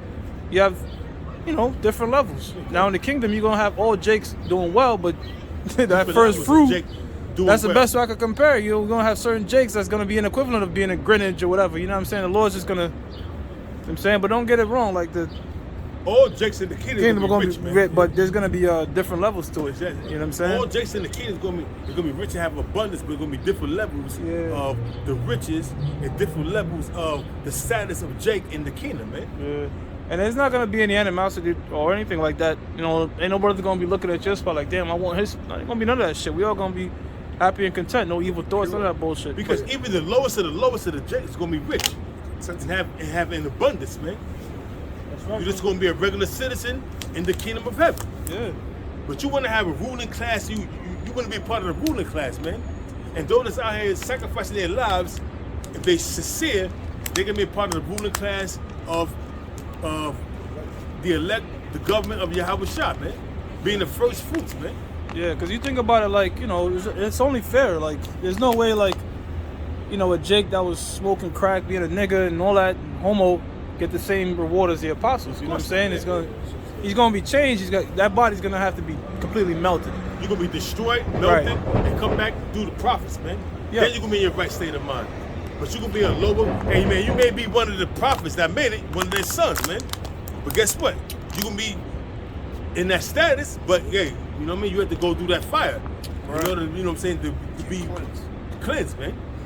But all Israel is Yeah. gonna be saved, man. Ultimately, all Israel is gonna be saved, man. You know, because you're gonna have Israelites that's gonna have land, and you're gonna have Israelites that's gonna own galaxies and shit Exactly, like that. So man. it's just gonna be tears to it. Exactly. So it's like it's levels to it. Ultimately, like we getting into all Israel's gonna be saved, but Yeah. on this side, the 2/3 you niggas, you gotta go through that fire, man. You're gonna get put to death drastically, man. Read it again. This is 1 Peter 4:17. For the time has come that judgment must begin at the house of Yahweh Bashem Yahushua. But if it first begin at us, what shall the end be of them that obey not the gospel of the Most High? Does it tell you in Ezekiel 9:4 that the Lord said, begin at my sanctuary, man? Which is the men that know that they're Israelites, man. Like it's saying here, man. Judgment is going to be first brought to the men that know that they're Israel, man. So what should it be to the men that don't acknowledge they're Israelites, the ungodly men out there that's a part of this nation, but don't want to acknowledge and take heed to the doctrine and come back in the fold, man? They're going to die the death of the wicked, man. Yeah, more grievous on your mind too, because like when you know what the hell is happening, all that remorse and shit, like damn, I really fucking fumbled the bag. You know, I could have, you know, but regular Jake out there, they're just gonna think, holy shit, I'm dying because of Russia is doing it, whatever, you know. Nah. But the ones that know, that's just gonna hit home harder, man. Like that's why they're gonna be saying Yahweh Shah, Yahweh Shah. That's right. I'm And saying? then even those that came across this truth but scoffed and scorned in the back, the Most High in that time was going to let them know, was going to bring it to their Yeah, remembrance that's of right. what the hell, why they going through what they're going through. But you had time, and tell you in the scriptures, when there was time for a place of repentance was open unto them, they forsook the laws of the Most High, therefore they shall die. And then it says, show, therefore knowing, the saints shall know after death by pain. Roughly paraphrasing it, man. Because you have been given the opportunity to learn this truth, man. And what you did, you forsook the laws of the Most High and did what you wanted to do, man. So now you're going to die the death of the wicked, man. Anybody got anything? I got something. Yeah, I got something too. This is Ecclesiastes 7 verse 2. It says, it is better to go to the house of mourning than to go to the house of feasting. Right now, we're in the house of mourning, man. We know what's coming down the pipe. We're in the house of mourning, man. We come out here, we do our shows week in and week out. We come out here in the houses and the byways, in season, out of season. Right now, we're approaching the time we in season. But we was out here all year round, man. We was out here, man. Pushing the work, man. So we in the house of mourning. We're not in the house of feasting. The house of feasting is what happened last week Sunday, was Easter. And you know, Easter, and now it's coming up as Mother's Day. Now the weather's getting nice. People gonna be wanting to party more. You gonna see these clubs being more activated with these people out here, man. Yeah, so they're in the house of feasting, man. We in the house of mourning. We gonna continue doing what we doing, man. Through the grace and the mercy of Yahweh Shah, man. Tricks are gonna get more revealing. You got men chasing tails, so Come, man. And we in that time because the weather is nice, and women gonna be more revealing and what they're gonna be wearing, showing more skin, so men gonna be more enticed. So we not in the house of feast, man. We in the house of mourning, man. There's gonna be a lot of judgment within them clubs where them people is at too, man. Because the Lord is turning things up, man. That's why it behooves you not to go into these clubs, man. You ought not to go into these clubs. Go into these lounges, man. If you want some wine or something, you know what I'm saying? Buy a bottle of wine and, you know, or you can go to a jazz club where you know there's not gonna be no fucking niggas there, man. Because a lot of niggas don't like jazz. Go to a jazz club, the Blue Note, where it's an older crowd, and let's enjoy yourself, man. Sip some wine, have a couple of sips of some hard liquor, and take your ass back home, man, if you want to do so. But we're not in the house of mourning. We're not in the house of feast. We're in the house of mourning, man. We are in the house and the byways pushing this work, man. That's our duty. That's men of the Lord, man. that's right. Yeah, you got something else? There's more. It says, for that is the end of all men, and the living will lay it to his heart. It says, sorrow is better than laughter. Say, the living should lay it to his heart like that. Listen, man, you know what? I rather be in the house of mourning than in the house of feast, man. You know, fuck that. The living, which is the men that's living spiritually, man. That's quickened through the spirit. That has been quickened through the spirit, man. They're going to learn that, you know what? It's better to be in the house of the mourning than to be in the house of feast, man. Read that again, Baba Kushal. Ecclesiastes 7, start again from verse 2. It says, it is better to go to the house of mourning than to go to the house of feasting. It's better to go to the house of mourning than the house of feasting. Read. For that is the end of all men. And that is the end of all men, the house of feasting. You see what happened? Case in point, during the time of the Babylonians, man. That's what I was thinking about. That's the spirit, man. What happened? They was in there drinking, having a good time. Belshazzar, the son of Nebuchadnezzar. I'm saying this, the grandson of Nebuchadnezzar, man. Right. What happened?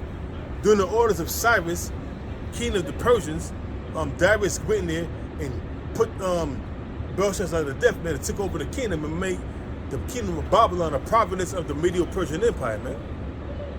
You see? But it was throwing back liquor, liquor, but out of the cup of the Lord. out of the vessels of the Lord, yeah. gold and silver, the vessels of the Lord. That's why the Most High put that water in the sun, man. Meaning, take a weapon, said that meaning you've been found wanting in your house, you know, saying roughly paraphrasing. In other words, your time is up, man. Your time is up. The jig is up, man. That was Darius, Cyrus' grandfather, right? No, Darius is a Mede. Cyrus was a Persian. The Persians ruled first. No, the Medes ruled first. Then the Persians overtook the Medes. It's kind of like the Red Wedding, right? Yeah.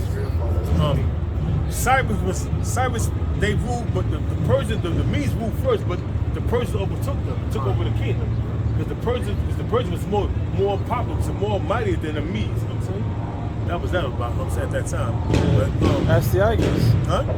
Yeah, exactly, man. Astyages was that Darius that is talking about. You know what I'm saying? Got more? Yeah, continue on in Ecclesiastes 7, verse 3. It says, sorrow is better than laughter, for by the sadness of... Yeah, that's madness. Let that go, but let it again. Ecclesiastes 7, verse 3. Sorrow is better than laughter. Sorrow is better than laughter, man. It's better to be sorrowful and watch everything that's going on than to be out here laughing and being a clown and not know what the hell is going on, man. That's going on to get along, man. Smiling and everything that's happy to being happy to be go lucky, man. Read. It says, for by the sadness of the countenance, the heart is made bitter. For by sadness of countenance, the heart is made bitter, man. Your mind is made bitter. You sad all the time, and your confidence is low. You become bitter in this society, man. You don't want to have nothing to do with this society, man. Especially if you have the knowledge of the truth in you, man. You see all the wickedness in the society, it makes you bitter, man. They tell you wisdom makes a wise man mad. Wisdom makes a wise man mad, man. The more you increase it in wisdom, the more you increase it in sorrow, man. Man, read. Verse 4. The heart of the wise is in the house of mourning. The heart of the wise, the heart of the man of understanding is in the house of mourning. Because you mourning continually when the Lord is going to take this devil out, man. Yeah. When the Lord's going to allow it, let Yahweh try to crack the skies, man. So you continue in the house of mourning. You know we being oppressed, man. Pursuant to Ruth chapter 3 verse 8, we yet this day in our captivity. We're still in our captivity. But 2/3 of you kids, and these niggas on these bikes, they think they free, man. Them niggas ain't free. At any given time, Esau will pull them over and, you know, take their bikes from them, man. Yeah, bro. It says, but the heart of fools is in the house of mirth. But the heart of fools, like these niggas, they in the house of mirth, because they happy, they riding their bikes, it's the day of the world. They're not worried about nothing that's going on in Ukraine, no kind of prophecies that's coming to pass. They don't care. They don't know, even though they've been warned. Because everybody got social media. Everybody got a goddamn phone that have YouTube on it, man. So according to what you look up, I don't care if you look up a truck video, you may see at the bottom of that truck video, Israelite video. Because you got truck videos, then you got different videos. So you may come across an Israelite, so you may be watching truck videos, and at the bottom of that truck video, an Israelite camp video, you know what I mean? So there's no cloak for your sins. There's no cloak.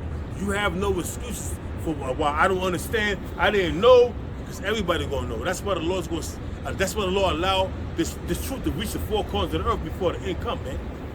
Before the destruction comes. So you have no cloak for your sins, man.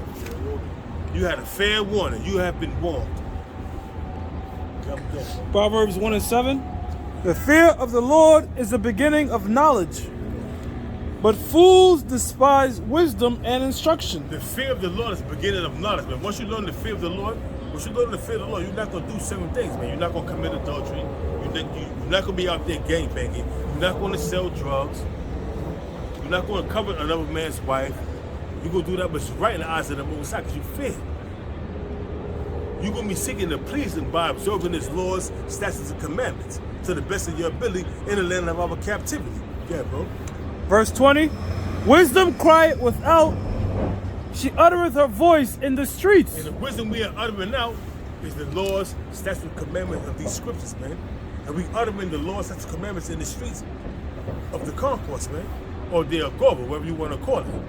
Read. She crieth in the chief place of concourse, and the opening of the gates. And we out here on the opening of the gates and the chief place of the concourse. We out here. We telling you what's coming down the pipe, but we may have an audience on YouTube, but not an audience out here. Fuck it. But it doesn't matter. Why? Because this word is only going to go out. The words of the Most High do not go out void.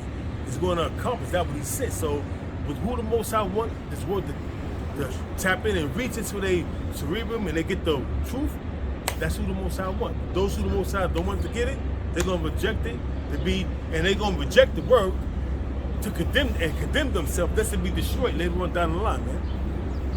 Bottom line, that's how the Most High is. The Most High is cold, man.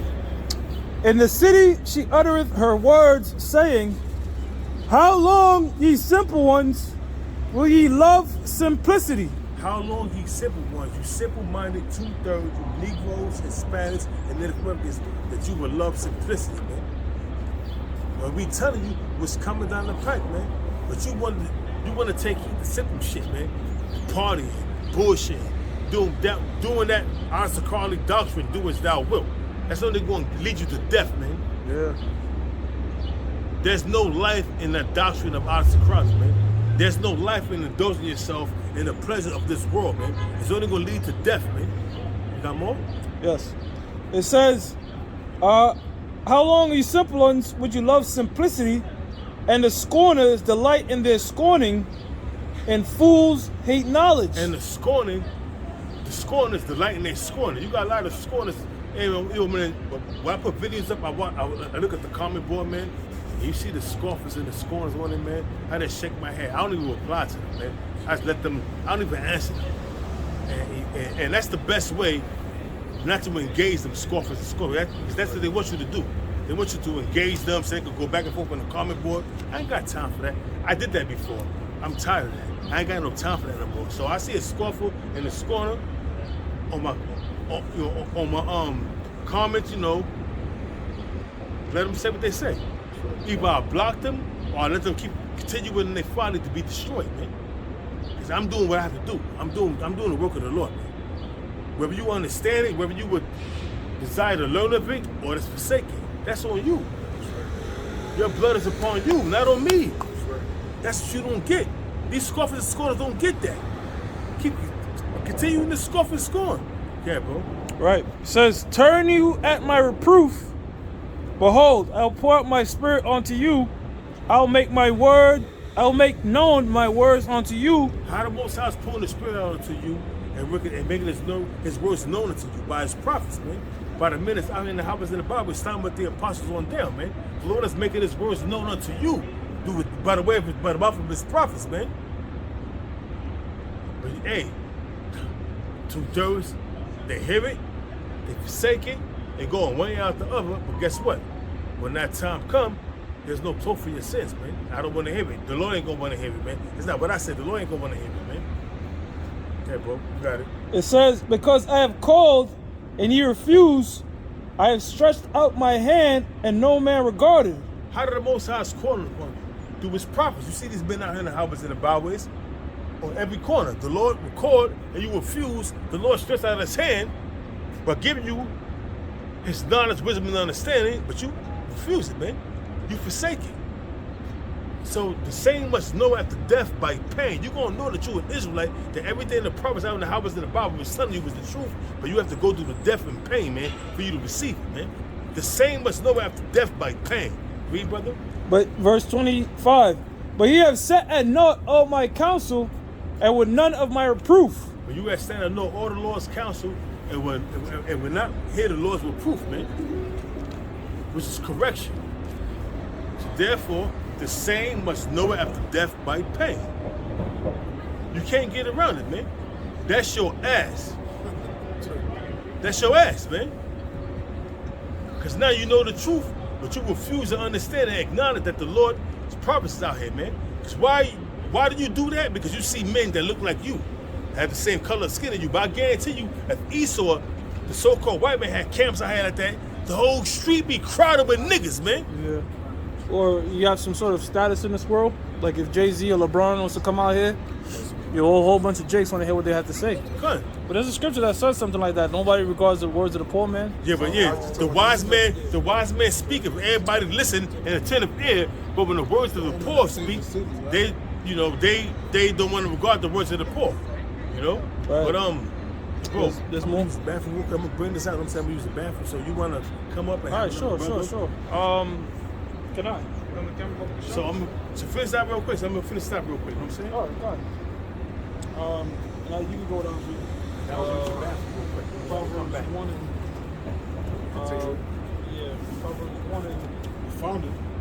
25. And I refound it. 1 and 25. This is Proverbs 1 and 25. But ye have set at naught all my counsel, and would none of my reproof. I also will laugh at your calamity. Read that again, Bubba. Proverbs 1 and 25. But ye have set at naught all my counsel, and would none of my reproof. How you set aside the Lord's counsel? We are in the house in the Bible. It's giving you the counsel of the Lord, man. You set it aside, and there wasn't none of the Lord's reproof, the Lord's correction, man, to bring you back in order, to bring you back to the Lord's statutes and commandments, so you could live, man. But you chose death, and that's what you're going to get, death, man, because death is coming, man. So we've been telling you these things, man, but guess what? It goes back to only the elect is going to hear the words of the Most High, man. So, hey, man, we doing our job. We are one of the 2/3, which is our job, because we don't want your blood on our hands. This is in the scriptures. This is prophecy in the scripture. It been told to Ezekiel 3 and 17 and 33 and 12 on down, man. 11 on down, man.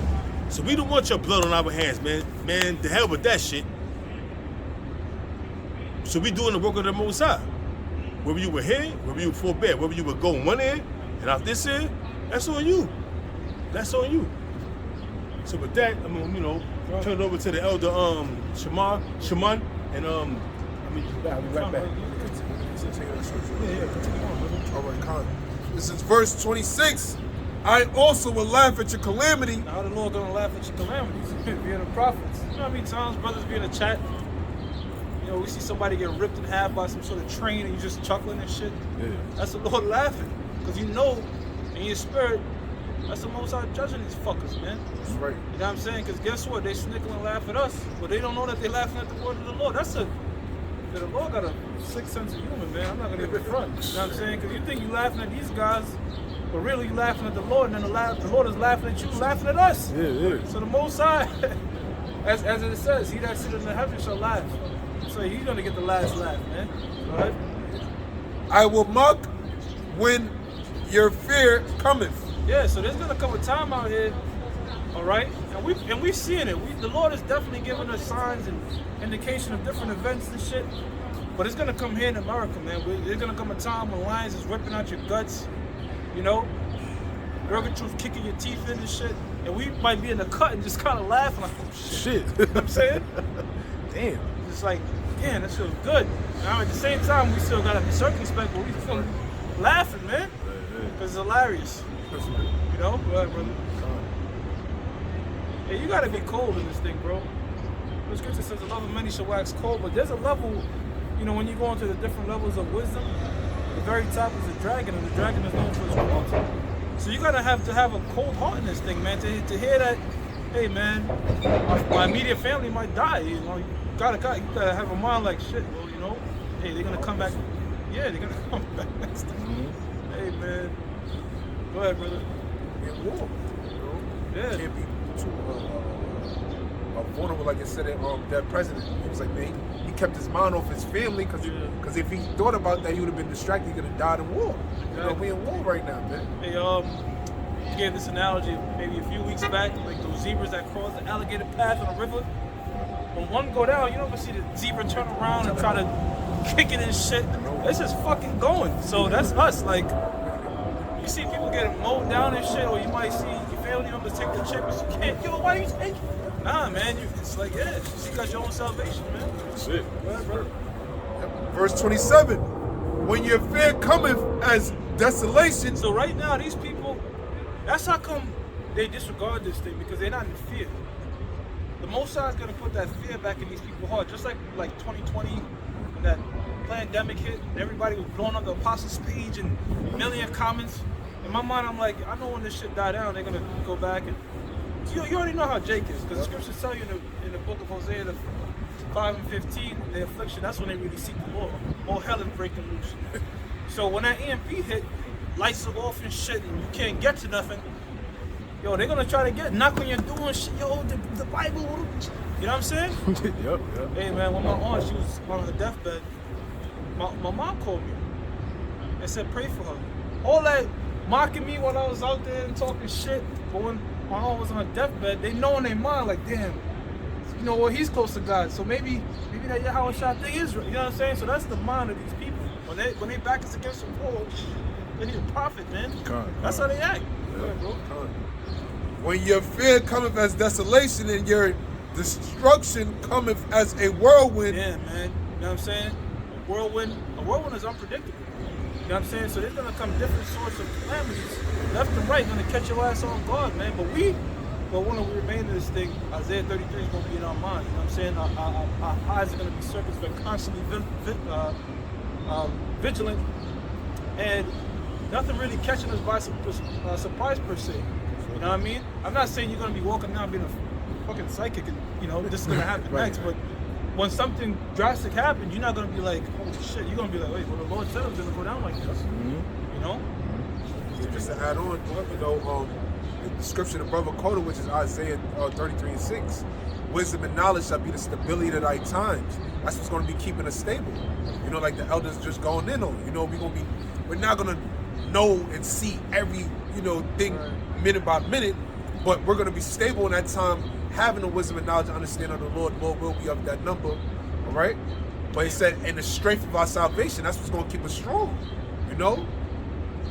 Man, the wisdom is keeping us stable now. The bullshit we going through now, the brothers getting afflicted on all different types of manners of, you know, different avenues say it's coming at you. The thing that keeps us stable is the truth. Going back to the scriptures, communicating with brothers, you know? Go ahead, bro. When distress and anguish come upon you, then shall they call upon me, but go ahead, bro. Go ahead. but I will not answer. Yeah, man, they gonna be yanking at your garment, you know what I'm saying? Calling you by your slave name, trying to get in contact with you because they're trying to get to the Lord through you. But at that time, it's too fucking late, man. You know? It's too late at that point, man. At that point, brothers already gonna be in a mindset like, you know what, man? We're in that mindset now, but because, you know, in these times, you more or less will deal with people sometimes. You know, they come up, they question you, you might deal with them. Well, no, hell's breaking loose. I don't got no time to break down Jeremiah 14 and 20 your ass, man. I'm trying to get the fuck out of Dodge, bro. We're going to be in pilgrim mode. I don't got no time to, you know, the chip is this, and I got no time for that shit, man. You know what I'm saying? You got takes in the street, all hell's breaking loose, now I got to break down Jeremiah 14 and 20, man. Right. I got no time for that shit, bro. I told you already. Yeah, we already told you, man. Can't go to the videos no more because then it's going to be shut down. You know, family of the word. Verse 28, then shall they call upon me, but I will not answer. They shall seek me early. Slow down, brothers. Read it again, slow down. Yep. Then shall they call upon me, but I will not answer. Right, so they're going to be coming at the prophets. And also, you got guys that once a part of this, they're going to be calling the name of the Lord. You know what I'm saying? When we calling upon the name of the Lord, they had General Makawana in the chat. General Makawana, he's in the chat? No, like a video of him in the chat getting, you know, over the top as he normally was. That's he's going to be calling the name of the Lord too, man. He knows it. And guess what? You turned your back on the Lord, man. And every brother is different. You know, some brothers like, oh, you know, he was cool. My attitude is fuck you. You know, once you turn your back on the Lord, you're dead to me, bro. Straight up. So, the ones that were in Great Millstone that was once saying double honors and now they in the world doing their bullshit, y'all gonna be trying to call on the name of the Lord. The Lord ain't gonna be having it, man. You know what I'm saying? They shall seek me early, but they shall not find me. Yeah, they shall seek me early, but they shall not find me. Because now is the time to find the Lord, man. While the mercy gates are still open. That's right. The scripture says, you know, when you come to this seat, the Creator 10 times more. You know what I'm saying? Yeah, Baruch, man. So now is the time to be seeking the Lord. The mercy gates are still open, but you know, like you ever watch those movies like Indiana Jones? And he's trying to escape the tunnel and that fucking that door is coming down slowly. You gotta jump under and roll under this. Sometimes you gotta slide in. And sometimes it's just showing you ass. Well, it shows you that in Titanic. Remember Titanic? Yeah. It was in the bottom, during the mine, you know, the steam room. Well, you know what I'm thinking of, bro? I'm thinking about the Mummy. You had that character Lenny. He made a deal with the Mummy and shit, and he was trying to hoard all the gold because he was in the thing, but he didn't know that the pyramid and shit was about to. And by the time he turned around, he was trying to get to the door. By the time he came, boom, that door was shut. And he was stuck in there with the beetles that eat your ass alive. Yeah, but what happened was, I'm talking about during the time when the Titanic was the middle of the steam room. The middle of the steam room, they was putting the thing in the, you know, putting the putting the coals to move the boat. But when the flood started coming, and they noticed they started shutting everything down. Men was running, and they was diving and trying to roll under before the door shut. Some of them made it, but some dudes was there, and they died and they perished, man. Yeah, that's pretty much it, man. Yeah, bro. Verse 29, for that they hated knowledge and did not choose the fear of the Lord, Yahweh Hashem Yahushua. Exactly, so they hated knowledge. They don't want to hear that you can't commit adultery. They still want to, as they go into that lobster tail. You know what I'm saying? They rather want to eat pork Chris Rock, I eat a pig's ass if you cook it right. Yo. That's what he said? And a pig's ass if you cook it right. Wow. So that's the minds of these niggas, man. They just want to do what they want to do. So they don't want to hear like, you know what, you can't do this, you can't do that, which is the knowledge of the Lord. You know, the knowledge of the Lord deals with restraining our flesh, man. See what I'm saying? But Jake, they don't want to do that. Jake want to follow their heart and ride fucking dirt bikes in the opposite way of traffic. Stupid shit. It's a pleasure. Yeah, they slave to their Pig's pleasure. ass if it's cooked right. Yeah, you know, Pig butt. yeah, you know, Chris Rock's a Justin. So they, you know, that's the minds of our people. So guess what? The Lord gonna put their ass in the blender, man. That's right. You know, and they can't say shit. Lord, I didn't know. Nah. When you was watching, what he was saying is, he was watching that twerk video.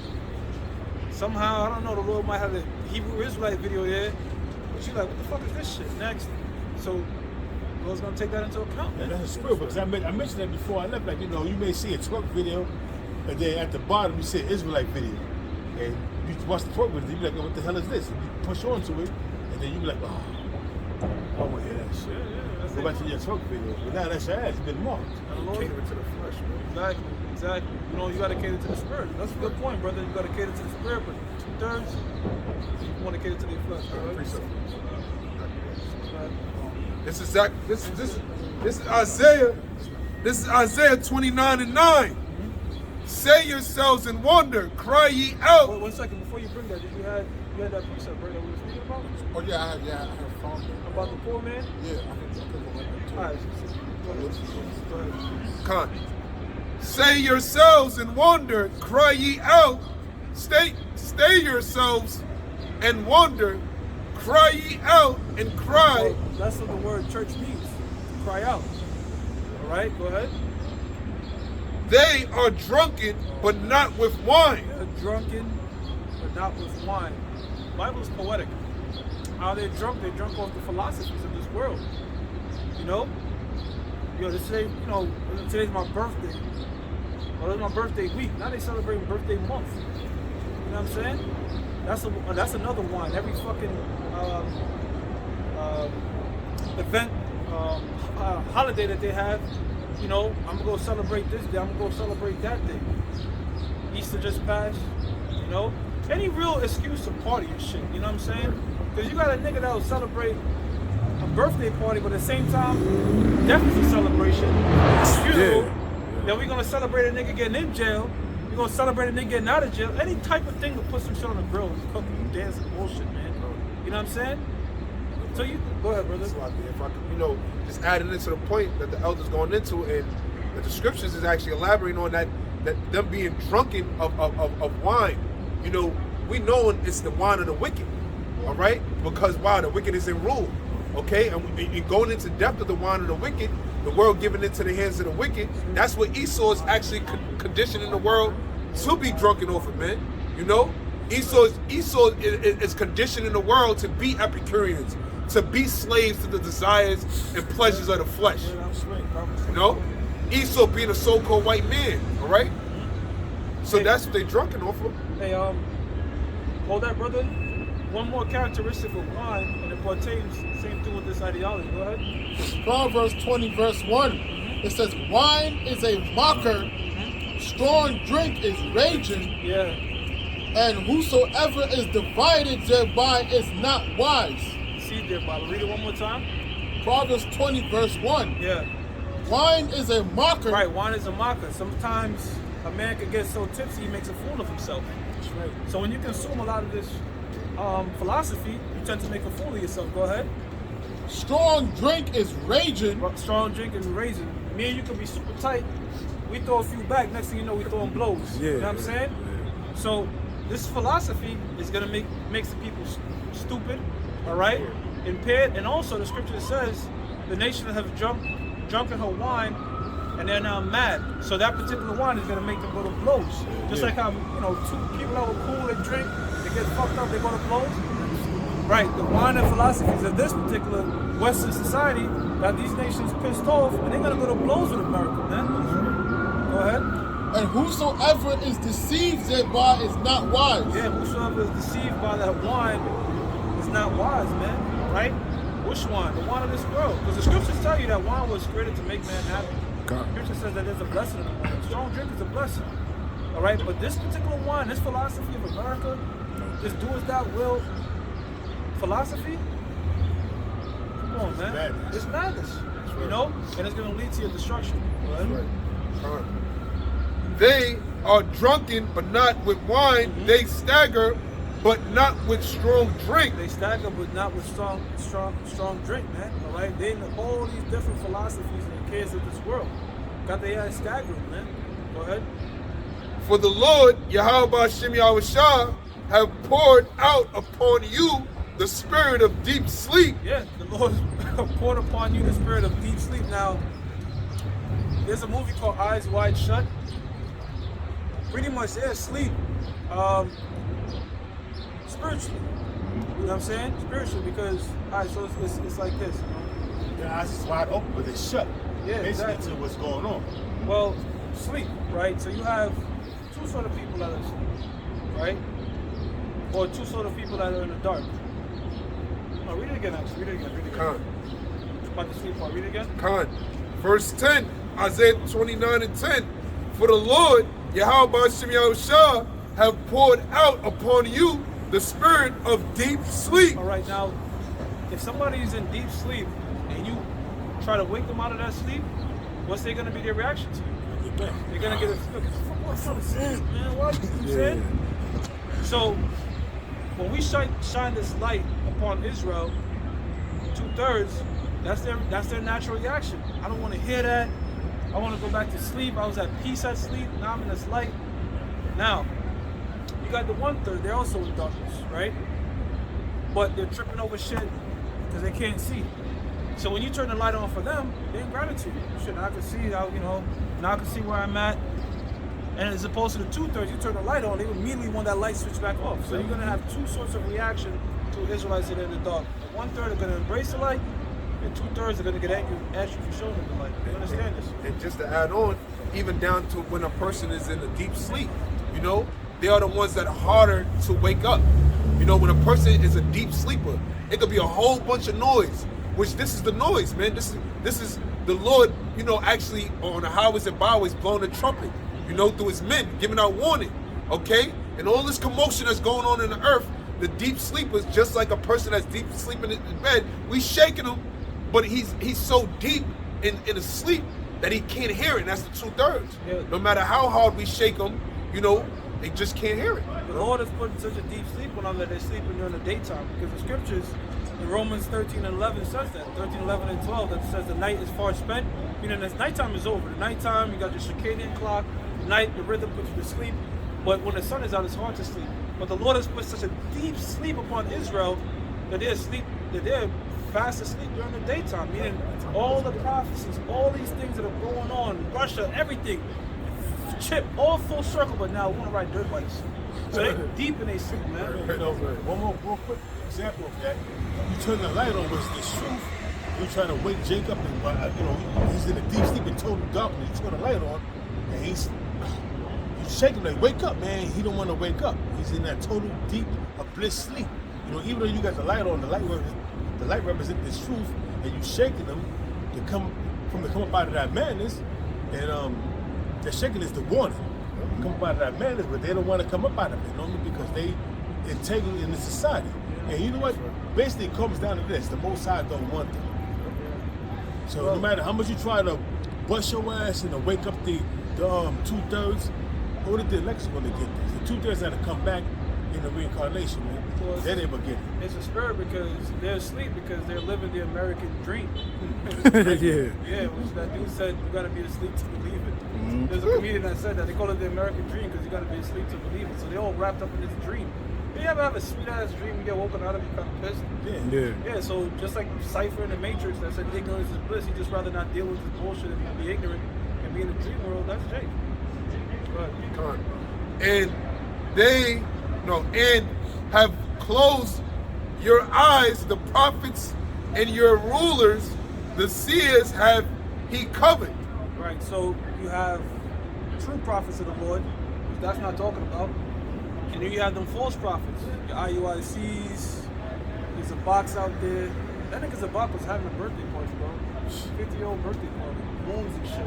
They commemorate him. He's on the throne, sitting on the throne. Yeah, but you didn't even finish the course. The fuck you commemorate? What are you celebrating? We still here. That don't make no sense. But that's these niggas, man. You know what I'm saying? These false prophets, man. But you know what? It looks good. It looks good. Like, look at us together. Look at our fashion show. We're such a community. And it's all glitz and glamour. You know? Then it showed, not the country, it showed the IUIC with the introduction as the NBA Yeah, like the All-Star. NBA playing for the All-Stars. Yeah. Introducing Blase, they coming in. You know, you ain't see that shit? I ain't see it. I don't want to see it. Man. These niggas are about vain glory. Man, you should see it, You know bro. what I'm saying? You should mad, bro. I probably would laugh at it, bro, at this point. You know, I that was shit laughing, don't- but it gets you mad, though. That shit don't really make me feel no way. Because I, like, you know what, bro? After a while, what those niggas do don't really surprise you. And you understand, like, the Lord is just doing what he wants to do with it, to deceive the simple. So, the fact that these niggas are coming out with Hall of Fame jerseys and we still here, whatever. Right. That shit don't surprise me anymore, man. One time it did, now I'm just like, you know, whatever. What got me was knowing that the seriousness of the Passover, then the time. But they was doing that at the Passover. Yeah, the Yeah. Passover show. Oh, Yeah, wow. I'm telling you. Yeah. Then the time of the Passover, when Moses had the first Passover, you know, it was a solemn assembly. It was weeping and wailing and howling, and Jake was in fear, man. They was in their house, women and the men was in fear. And they hearing the Egyptians crying and howling because of the firstborn being put to death, you know. So everybody was in haste, scared to death, man. And then when Yahweh Shai's up Passover, the same thing. There was a solemn assembly because Yahweh Shai got put to death. So basically, the Passover is symbolic to being put to death. You know, death and, you know, and the significance of the Passover, you know what I mean?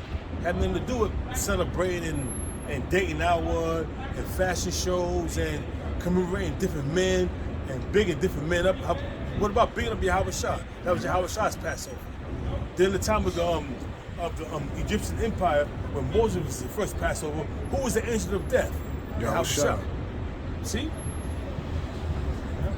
Right. Read that part again. Oh, read that last part again about the seers. Because he who was once called the seer is now called the prophet. This is Isaiah 29, verse 10. Yep. For the Lord, Yahweh Hashem Yahweh Shah, have poured out upon you the spirit of deep sleep and have closed your eyes. The prophets and your rulers, the seers, have he covered. Yeah, so the ruler, scriptures in the book of Jeremiah says 14 and 2, speaking of Jeremiah 14 and 2, says the gates of language. All right, so your rulers, your leaders, Jesse Jackass, your Al Charlatans, Sharp Tongue, right? So there's no real, you know, a lot of leaders, whether in the world or whether in the truth of Israel, all right, the majority of them are deceived. So the Lord is really dealing with a small sanctuary. The fact that, you know, you pan the camera out, you don't see a whole bunch of people or nothing like that. Guess what? We did that. We were on 34th. It's the same shit. You know what I'm saying? Only thing with 34th is you're gonna have people in the summer and they're going in the winter. That's pretty much it. You know what I'm saying? So the Lord is always gonna be dealing with this finite amount of men. That's it. Oh, John? yeah. This is Ecclesiastes 7, verse 15. Now there was found in, it says, now there was found in it a poor wise man, and he by his wisdom delivered the city. Yet no man remembered that same poor man. Yeah, because our people, they don't want to listen to anybody that they see like below them in status. You know, but what the Most High will do is the Most High will do just that. The Most High will choose a lowly to really test where your mind is at. You know what I'm saying? The majority of our people, you know, they want to go to Joel Osteen or Creflo Dollar, mega churches and shit. CD Jakes, you know? Creflo Dollar. Tell you, it's about that dollar. Creflo Dollar. Give me that dollar. Yeah. Creflo Dollar.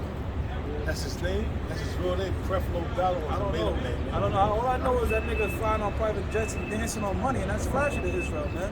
So they'll listen to this guy like shit. He made it far in the world. In fact, when you go to these mega churches, they'll pan the camera on the first row. People rocking mink coats and designer shades and shit. You know, those type. So they'll associate like, damn, those people are giving the most blessings. They getting blessed because in this world, you know, when you're doing well off in the world, they associate that with the Lord. They say godliness is godliness. Yeah, That's what they say. that's what they say. And then if you're struggling, oh, see, Satan is doing that to him. You know, so they don't think that the Most High could be dealing with you if you're not financially stable, if you're not well off in the society. But the poor man has the wise words. Go ahead, which is us. Go I ahead. can add real quick, just to show you that these damn Christians don't read the scriptures. Yahweh Shai gave up his riches.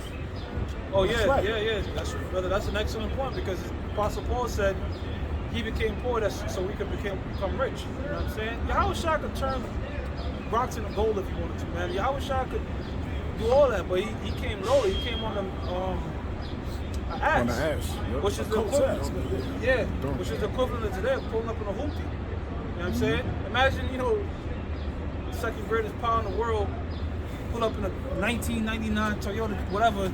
Or not. 1999. You talking be nice. I mean, 1980 on the Civic. 1980s Yeah. Honda Civic and shit. Or Nova. Right. He just, yo, the Lord just say, yo, go to that dealership, that used dealership, give me that 88 Civic. That's how I'm going to come. What? No, don't worry about it. The guy's going to give it to you. Go get it. And the Lord's pulling up in this Civic, and you have a few men worshiping him. Like, you going to be looking like, The hell? Yeah.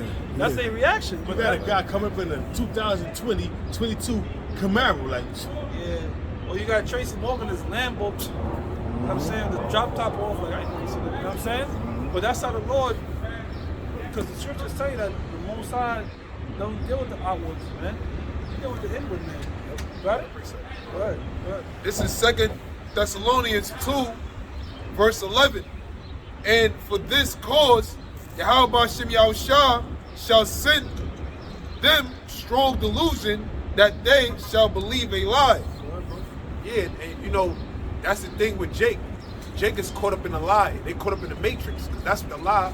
They caught up with that in that strong delusion that the world that Esau has created, all right, that dream world, is the real world. Okay, where it is the Lord got us plugged out. All right, got us plugged out into the reality of what this is, man. All right, like they say, a white man's heaven is a black man's hell. You know, Jake is at rest here, man. Jake wants this kingdom to continue. Jake they have the strong delusion so heavy upon their spirit in that deep sleep that they're actually happy being peasants. yeah, but what You it know? is, a lot of these jakes are sold out. So what they're doing is, right, they want the society to continue in their riches, man. Because they sold out to the so-called white man. They bowed out to the so-called white man's deities. So they made it in the society. So what happened is, you know, they what you call, they're what you want to content in the society. That's right. Oh, keep the other one? Yeah. We're doing, was that the point or what? Yeah, so pretty much the words of the wise, when they come from a poor man, are disregarded. And our people, again, they want somebody to look up to, because I remember when Malulu, he said, you know, we said that, look, our business is Elijah. Him? Our business from Harlem? That was his reaction, and that guy knew about Israelites. That was just genuine reaction, like, that's some nigga from Harlem. Well, guess what? If you just took some time to study, you'll find out where the apostles were from. Galilee, that's like the hood, bro. That was like the hood back then, you know what I'm saying? That wasn't, even the Hebrew they spoke wasn't real proper. So there was an equivalent of the hood back then, man. You know, so that's how come they didn't look up to them like that, you know what I'm saying? Go ahead. Continuing in Ecclesiastes 9 verse 16, it says, Then said I, wisdom is better than strength. Nevertheless, the poor man's wisdom is despised, and his words are not heard. That's heavy. Wisdom is better than strength, because you look at strength sort of is an outward thing. You know what I'm saying? You associate a man that's strong with his outward appearance, but wisdom is better than that, which is an inward thing. You know? Go ahead, bro. That was it? Yeah, that was it. All right. Yeah, so pretty much our words, well, not our words, the words of the Lord that we're speaking are being disregarded, because Jake, look at the outward, man. You know what I'm saying? They're dealing with the outward appearance of men. You actually get that since I mentioned it? Go look at the inward man. That's what the Samuels. Yeah. That's the spirit. I was just saying. I was just thinking about that. Yeah, you know what I'm saying? So the Lord don't get caught up in the fact that, you know, we're not speaking it from you with a $20 million camera and crazy high-end productions like they got going on the IUIC and that type of shit, man. All right? That's not what it's about. It's about the wisdom of the Lord, man. Got it? Inward man? All right, precept for you. Go ahead, brother.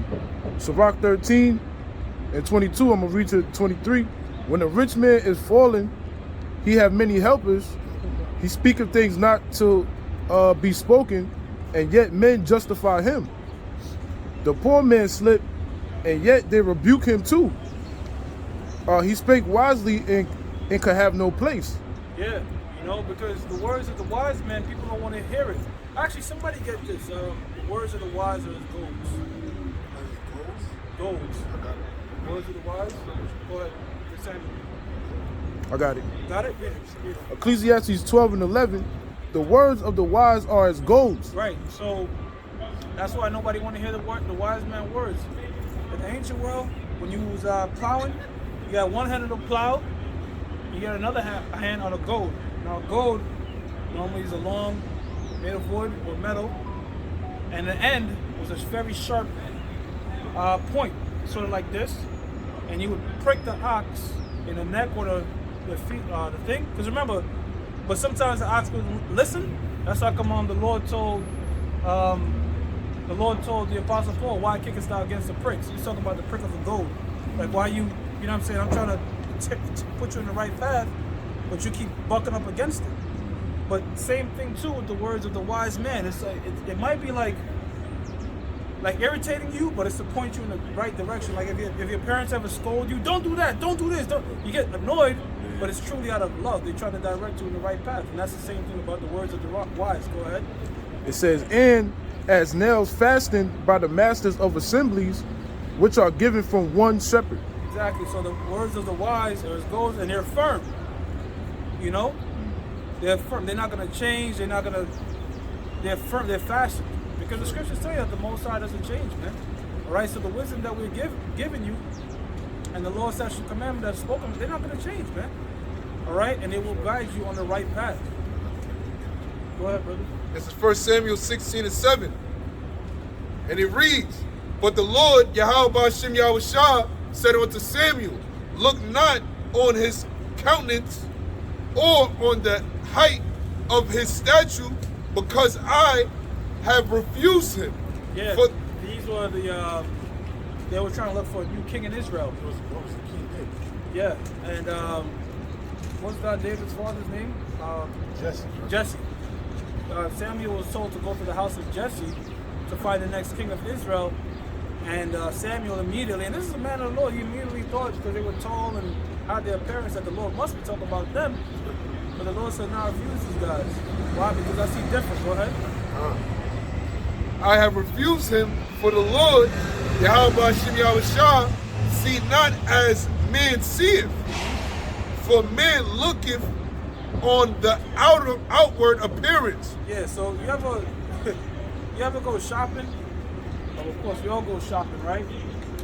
And what do they do to try to make you purchase their drink? They care about the outside label.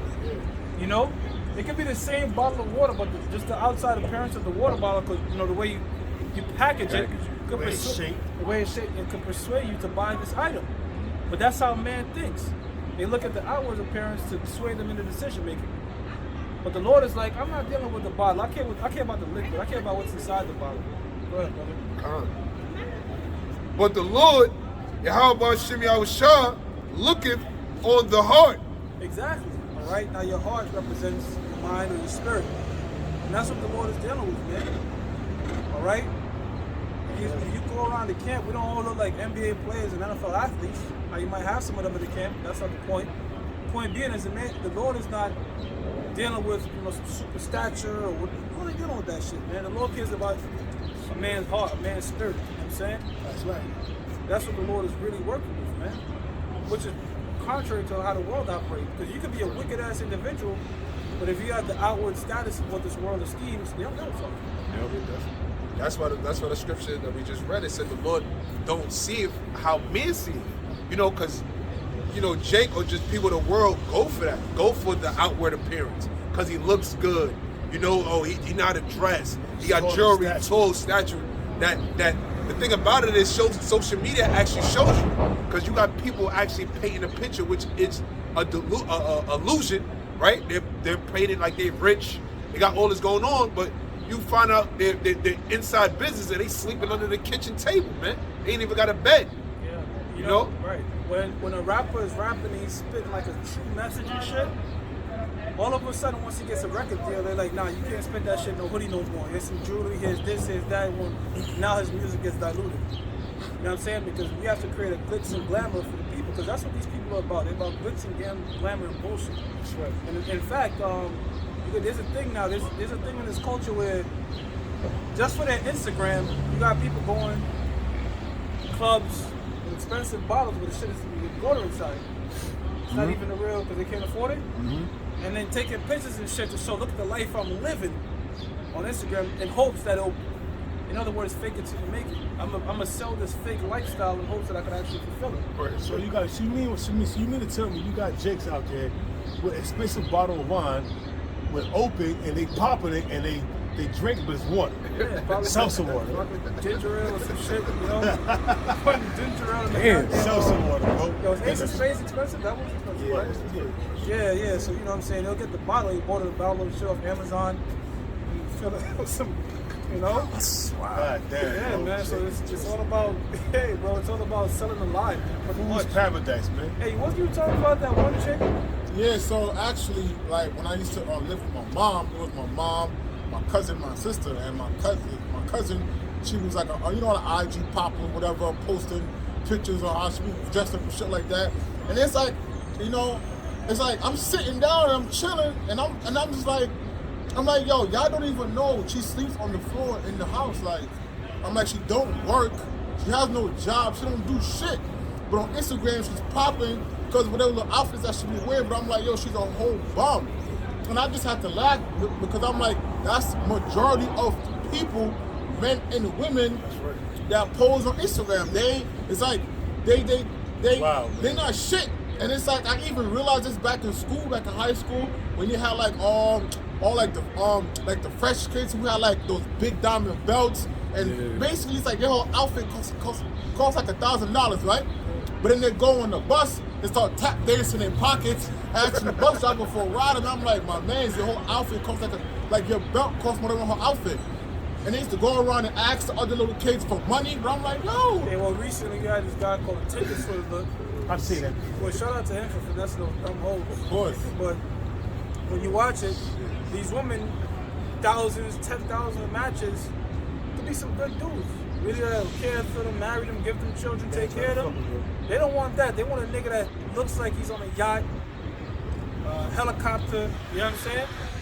Meanwhile, you bit at that bait, you gotta have a good dude out there with a good spirit on him that, you know, give you a family and kids. You fell for the glitz and glam, now your ass is $1 million in debt. Now you resort to fuck boys. That's what he is, a fuck boy. Cause he ain't trying to That supply nothing for motherfucker's you. smart, man. He's smart. He's smart, bro. Because you know what he does is what women do every goddamn day, man. Finesse you out your fucking money. Yeah. You know? Take you on 7 dates and don't give you the box. It's wicked, man. Say, hey, man, that dude, I'm not bigging him up per se like that, but, man, I'm glad he got over them wicked-ass heartless bitches. Go ahead, bro. This is John 7, verse 24. It says, judge not according to appearance, but judge righteous judgment. Yeah, judge, brother, that's heavy, man. Judge not according to appearance, man. You know? And the scripture says you have to examine something before you even judge it. So just because a person might have, hey, man, now you know who came back to my mind? What was his name? Ariaba? And years ago, you had this Jake, man. He had that beard. He taught somewhere in the South, but he had a beard. Apostle Tahar said at the Passover in 2014, he had a beard like Aaron. This dude looked like a man of the Lord. But what about Hamite? Hamite, man. Y'all remember Hamite? Mike Yeah. the Hamite, yeah. Mike the Hamite, man. Dude had a lowly look, all humble, and Had the back in the beard. church. Church, all right, he's a library, man. Shit's gone, shaped up, everything. He's a librarian? Yeah. Where lies are buried. That's what his ass is at, man. But you to think, bro, you to think, like, holy shit, like this guy, you have guys that had the look, you know? But you can't go off that, man. You gotta go off of a man's spirit. It's like, This is Hebrews 11, verse 25.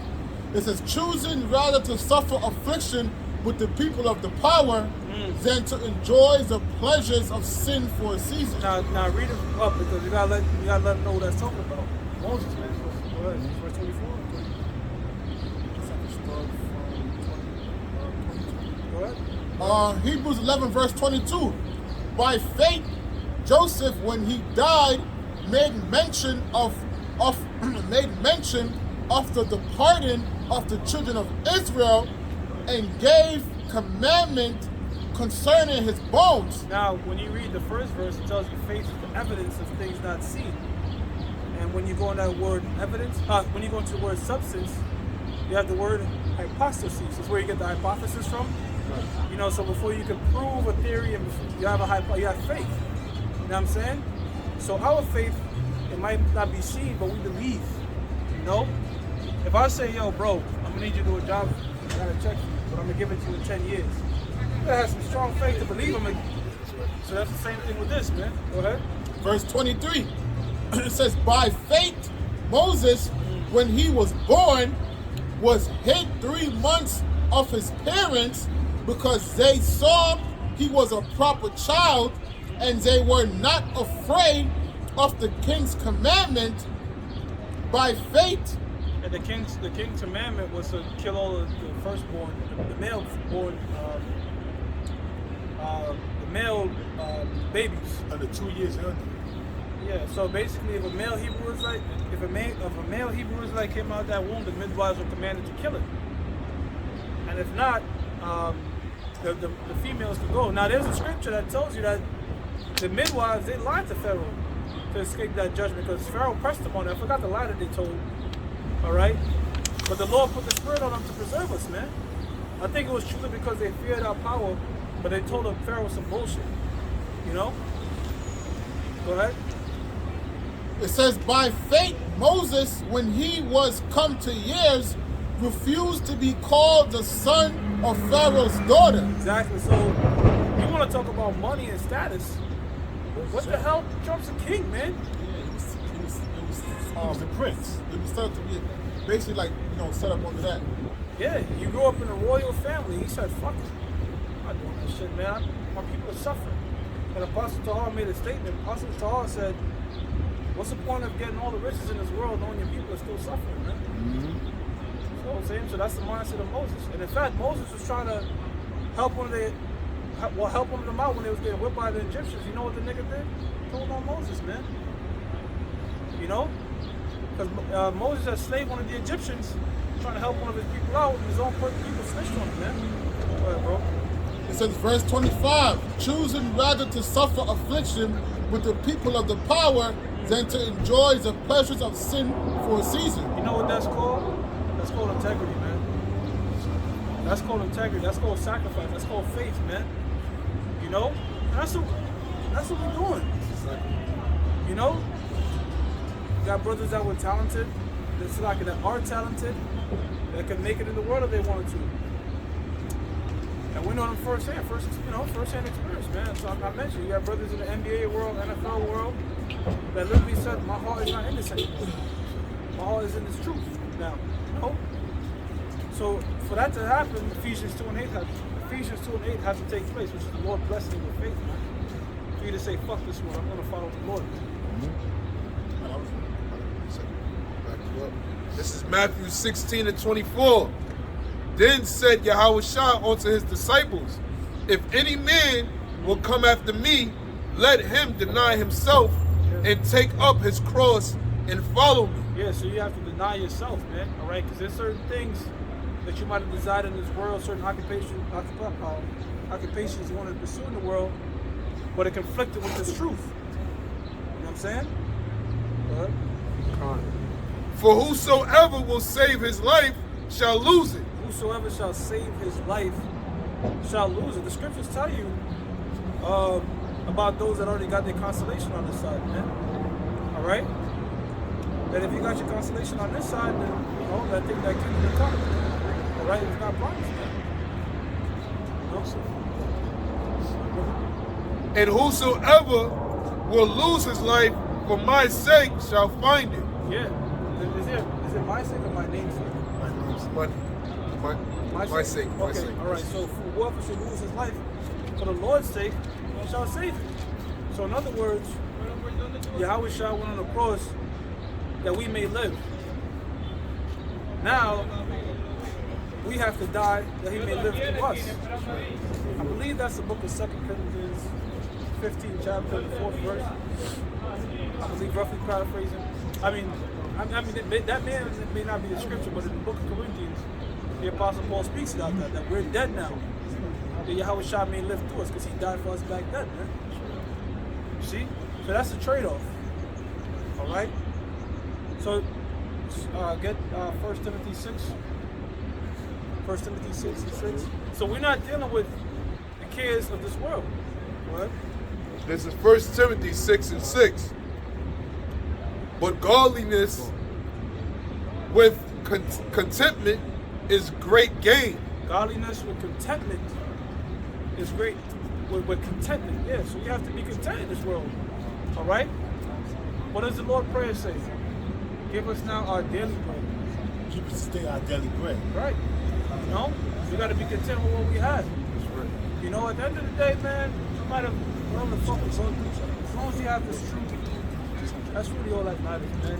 Lord, you can take whatever. Just don't take the truth. You know what I'm saying? Because everything in this world is really temporary. Meaningless. Like in the grand scheme of things, all the shit that we're worrying about is gonna be turned to ash. You just really think about it. You know what I'm saying? Read it again and break it down. Never woke us out. But godliness with contentment is great gain. Yeah, that's godliness, you know, having the spirit of being contented, you know, being contented of for what, first and foremost, the Lord actually waking us up and giving us back our heritage, man. You know, actually trying to seek the Lord 10 times more, trying to please the Lord, trying to offend Him less. That's godly conduct. That's godliness.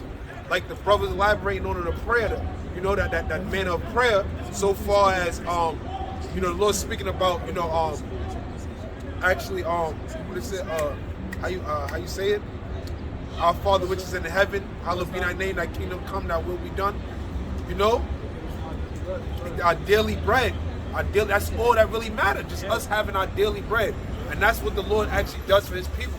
He actually takes care of his people, man. He's not gonna give you more than you need, but he's gonna give you just what you need to survive, man. You know?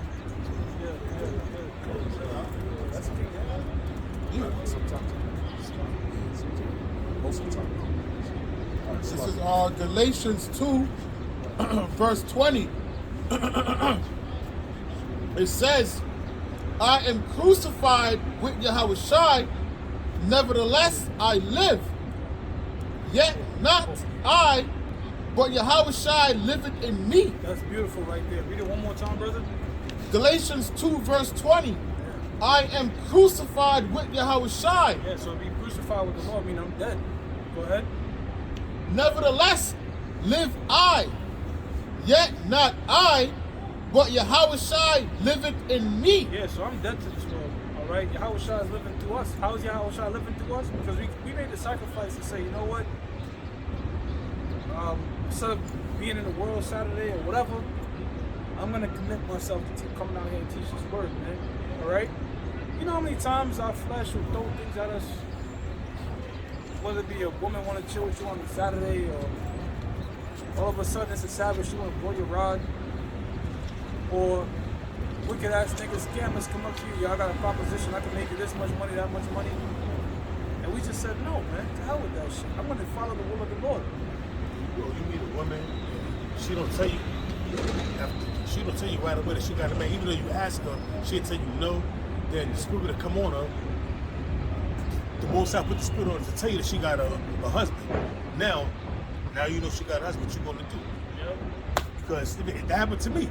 I'm talking to this woman, you know what I'm saying? Every day we talking on the phone, and she told me she ain't got no man, but next you know, out of nowhere, out of 2 months into us talking, so the most I had was we couldn't go, we would go out, but it was like, you know, we went out twice for 2 months. But then she came and told me, I'm gonna keep it 100 with you. I said, what's up? She was like, oh, there's something complicated going on in my life. I already knew what she was talking about.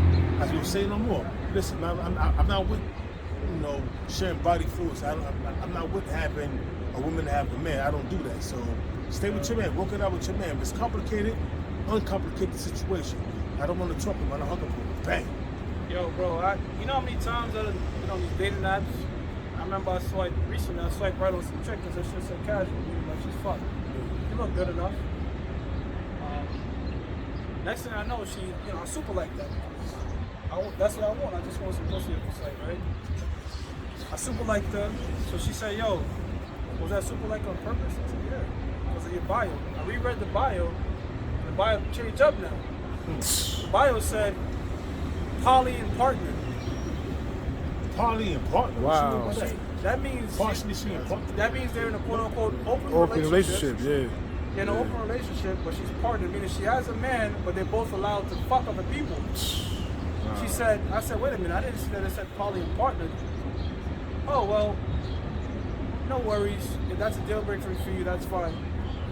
But that's what's going on in this society. Most dudes would say, but most dudes in this world would say, fuck it, I don't care, I'm gonna take it down. In fact, I had a nigga in the world tell me, I'd rather a chick have a man because I have a girl. So there's less chance of her telling my girl. So that's the minds of these people are sick, twisted, fucked up, man. Sharing body fluids. Yeah. But again, it's about how many men nowadays are gonna do those things, man. Hey, remember at the sports club? Yeah. The goddamn woman that was married, saved me up, let me come massage your back and shit. She had a fat ass, man. She was nice though, and she was pretty, but she was nice, She bro. had a fat ass, man. That shit was great, bro. But nah, I don't know, man, because she was on you, bro. She wanted you, bro. That demon was on her to get you, bro. And the same shit happened at 24-hour fitness as well, man. Yeah, I remember that chick, man. She was nice, bro. But you know what, bro? Nice. You know what, bro? Fuck them, man. Because the Lord, the scripture says, he that committeth adultery lack understanding. So I understand if I do that, the Lord's gonna kill me. Big and time. Is pussy worth your life, really? Nope. You know? No, man. Fucking attitude, and then when you think about it, that's just the Lord putting you through a test. Alright? And then when you pass that test, the Lord will bless you with something even better, man. That's right. Yeah, that's true. With some man. nice buns without she having a man, you know what I mean? Mm-hmm. Yeah. Yo, man. read scripture. Back in Galatians 2, I'm reading it over again, verse 20. Yeah. I am crucified with Yahushua. Nevertheless, I live. Yet not I, but Yahushua liveth in me. Yeah. And the point I was going to make was, now it came out that, look, brothers, you're not supposed to pretty much bust a nut and come to camp. That's the most straightforward way I can say it, because you're not become unclean. Sure. And I was about to, you know what I'm saying, do some thing, and then the Spirit caught my mind. And I'm like, yo, I ain't gonna do that, man, because if I do that, I'll, you know what I'm saying? And that's when, you know, a woman tried to tempt you and shit, but the fact that it came back to my mind, I knew that was a little testing me, man. Because it's one thing if you do it, you slip up, you sincerely forget, but sometimes the Lord put it in your mind and see if you're still gonna act upon it, man. You know what I'm saying? You know, I mean, before that order came down, I was ignorant of that right there. I didn't know that. Were, brother, so, but then now the order came down, like you said, I got tempted too, bro. That's the spirit, bro. I got tempted last week with that, bro. I said, nah, I'm not doing that. But she got all bent out of shape and left. Don't call me no more because your Pilates is not straight. Okay. Okay, well, then guess what? The next night she called, you know what I mean? That was her playing mind games, trying to mind fuck me, you know what I mean? But I'm not into that. Bro, you know how women are. Women are like goddamn venom, leeches for attention. So if you're devoting yourself to the Lord on the Saturday, so of course you're gonna try to want to blow your rod and make you late to camp and shit like that, because they're safe, bro. Make you unclean. They're gonna see. Can I take more attention from him than, you know what I'm saying? Previous to that order, yeah, brothers might have fell to that. You know what I'm saying? Stressed out. Hey, swallow the stress. Tell us some crazy shit. You know what I'm saying? You tell us some crazy shit. But now, the Lord is saying, look, none more of that bullshit. Come to my more. camp, you gotta come clean, you gotta be in your right mind, no drunken, no getting your rocks off, none of that. Come Come clean, sober-minded, man. Yeah, man. So, Like the Lord told the men that want to speak to Moses, I'm saying, want the Moses, like the Most High told Moses to tell the men I want to speak to them face to face, don't come up to your women and then come see me. And then the Lord started bringing down the lightning and thundering. They got all shook up like, oh kid, I don't want to we did with you. You know, they got shook up. And it says, and the life which I now live in the flesh, I live by the faith of the Son of the power who loved me. exactly. So we live in our life unto the faith of how we shot, man. Continue. And gave himself for me. Yeah, so if the Lord gave his life for us, now we gotta give our life for him. You know what I'm saying? And if you think about it, I mean, shit, man, we won in this case because what the reward, if we finish, there's no amount of hell you could catch in this society that will compare to the reward that the Lord's going to give us on the next side, man, if we finish our course. So, all praises to Yahweh Shem Shah for having that mercy, man. All right? Verse 21. It says, I do not frustrate the grace of the power. Ooh, I do not frustrate? Yeah, right there. I do not frustrate the grace of the power. So even though we're on the grace, we can't, break the laws or do whatever the fuck we want to do, because that's what they'll teach in the world. You know, be a nigga for 6 days and on the 7th day come to church and you washed again and just repeat the cycle. You got this one rapper, I'm paying my Tyson drug money. So that's the minds of these niggas. Oh wow. Go ahead, brother. I do not frustrate the grace of the power, for if righteousness come by the law, then Yahweh Shai is dead in vain. Exactly. So we're delivered through. That's heavy right there. If we're delivered through the laws, then Yahweh Shai went on the cross in vain. How can you get around that? So you niggas out there with the fringes, look at fringes everywhere. Fringes, look, I got my fringes on. Right. Come on, man. So real The Lord quick. is dealing with the faith, man. Oh, Sak, real quick, since you said that, I'm gonna give you a point. Real quick. No, I want you, Baba Kashar, Romans 5:1. Read that part again and read Romans 5:1. Galatians 2 verse Last 21. Part. Last part, yep. I do not frustrate the grace of the power, for if righteousness come by the law, then Yahweh Shai is dead in vain. Now, righteousness not come from the law, right? Let's find out where the righteousness comes from. Read that. Romans 5:1. Therefore, being justified by faith, we have peace with Yahweh by Shem Yahweh Shah Exactly. Go ahead. through our Lord Yahweh Shah Mashiach. Right. Now, that word there for justified is righteous. That's a doc. So we're made righteous, not by the deeds of the Lord. The Lord is perfect. But we're not made righteous by that. We're made righteous to our faith in Yahweh Shah, man. Now, I just want to make the statement. You said that these rappers one rapper claimed that he paid his tithes through drug money. So now you pay your tithes by being a witch. What it says in the scriptures, thou shalt not suffer a witch to live, man. You see the mentality of these jakes, man? That's why, man, I don't listen to rap no more. I listen to old school rap, but I don't want to be around these average jakes in the streets, man. You know, I try to avoid them as much as possible. I'm in the gym, some new that I know in the gym try to come talk to me. You know what I do? I try to listen. I tell them, listen, man, I'm not into the gym to conversate. You know, I see you do that all the time. I'm here to work out, man. You know, Hip hop, bro, it's like nothing. Hip hop, that rap music is for kids. Because think about it like this, man. Hip hop is one of the only generations you can get too old to be doing. Like, if you're like 50 years old and you rapping about what people are doing, like, you 50, what the fuck is you? You know what I'm saying? Even Waka Flocka, he said that. He was like, it's the only culture where an adult is trying to be a kid, trying to live on the constantly going out and But if you look at soul music, blues, hell, even that country shit, R&B.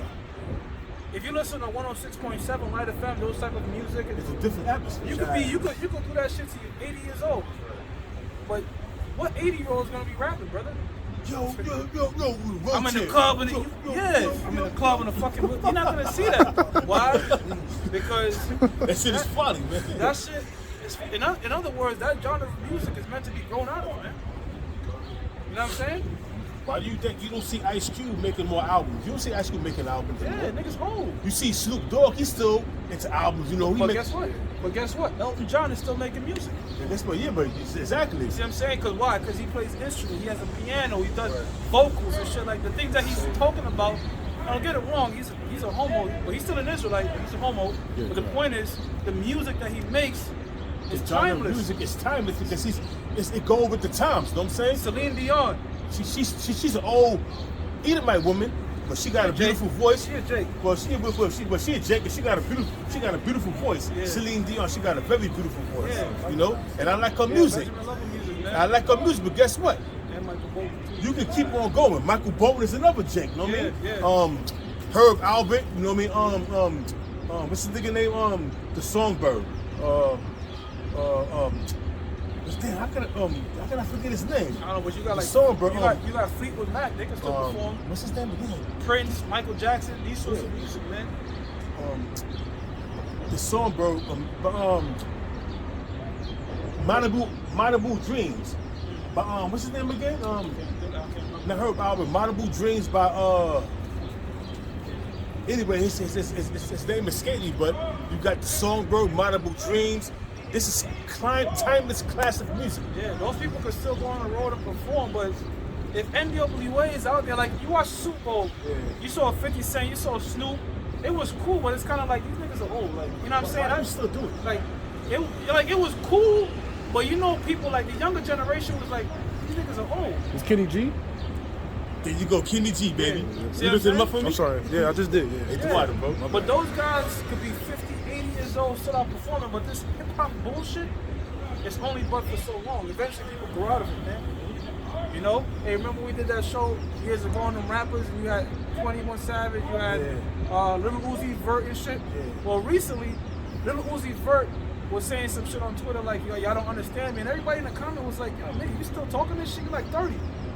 That's what they were saying, bro. They was like, you too old to be doing this shit. And so it's like, Change your style. Try to. yeah, niggas like you 30 still emo. Like, so they was clowning him. Why? Because not music is associated with like childish shit, bro. I'm like, now I respect what Dr. Dre did. He don't be rhyming no more. Even they go into his class, but he's turned to producing. If you want to remain in the game, if you into that lifestyle, go to producing, man. Make music, man. You know, you ain't got to rhyme all the time. You ain't got to make yourself known. You don't see P. Diddy out there no more doing it because he knows the jig is up for him. Yeah, Jay-Z can't be doing Big Pimp. Niggas married with a family now. You don't see him All doing that that. shit, All bro. you see him do is putting out artists. He may appear in you may see him in one of the artists' videos, but he not rhyming no more because he's doing bigger things. I mean, not bigging the man up. He's a man of the world. He done sold his soul. You see him with. matured out that shit, man. Yeah, but but yo, he- let's get back to the scripture. come on. Go ahead. Yep. I got this. This is First Peter's 4:1. You know, going back to the fact of Yahweh Shah dying for us, and stepping into this lot, serving the Lord, us picking up our cross. He said, "He that come after us, we're supposed to pick up our cross and follow after him in a certain conduct." So this is First Peter's 4:1. For as much then as Yahweh Shah Mashiach have suffered for us in the flesh, arm yourselves likewise with the same mind. And that's the type of conduct how we supposed to be conducting ourselves. We know we in the flesh, but we know taking up this lot, like the elder and the brothers was expounding on, that you basically you killing yourself off, man. He said he that save his life, right? The same shall lose it, and he that loses life, the same shall gain it. All right, and that's the lot that we have stepped into, But in order for us to make our burden lighter, right? I'm gonna read it again. It says, "For as much then as Yahweh Shah Mashiach has suffered for us in the flesh, he suffered. He went through a lot of persecution, tribulation, torture. Okay, it says, arm yourself likewise with the same mind. For he that have suffered in the flesh have ceased from sin." And that's the thing, once, like the scripture says, walk in the spirit that ye may not fulfill the lust of the flesh. Once you walk in the suffering, even some psychiatrists, they like to elaborate on the fact of, suffering is just a mentality thing. So once you cease from actually cease from suffering mentally, all right, looking at it in that type of light, then you cease from suffering in general. But you conducting yourself in that manner that Yahweh Shah is telling us to conduct ourselves in a godly fashion, you know, walking in the spirit, feeding the spirit, praying, fasting, doing lessons, you know, that you cease from sinning. You're not going to be vulnerable to the temptations, you know, because the more you build the spirit, the stronger it gets and more resistant it is to temptation, you know. It says, verse 2, that he no longer should live the rest of his time in the flesh to the lust of men, but to the will of Yahweh B'Hashem Yahweh Shah. And that's it, you know. But we want to close out, Lord willing, was edifying. We want to give all praise and honor and glory to Yahweh B'Hashem Yahweh Shai B'Hashem Rakah Kodash. Double honor to our apostles and our elders of Great Millstone, who rule well. Peace and mercy to all you brothers laboring in this truth and sincerity. Till the next time, Lord will. Shalom. Shalom. Ball. Yeah, man. You made sense with that. With that rapper, that dude.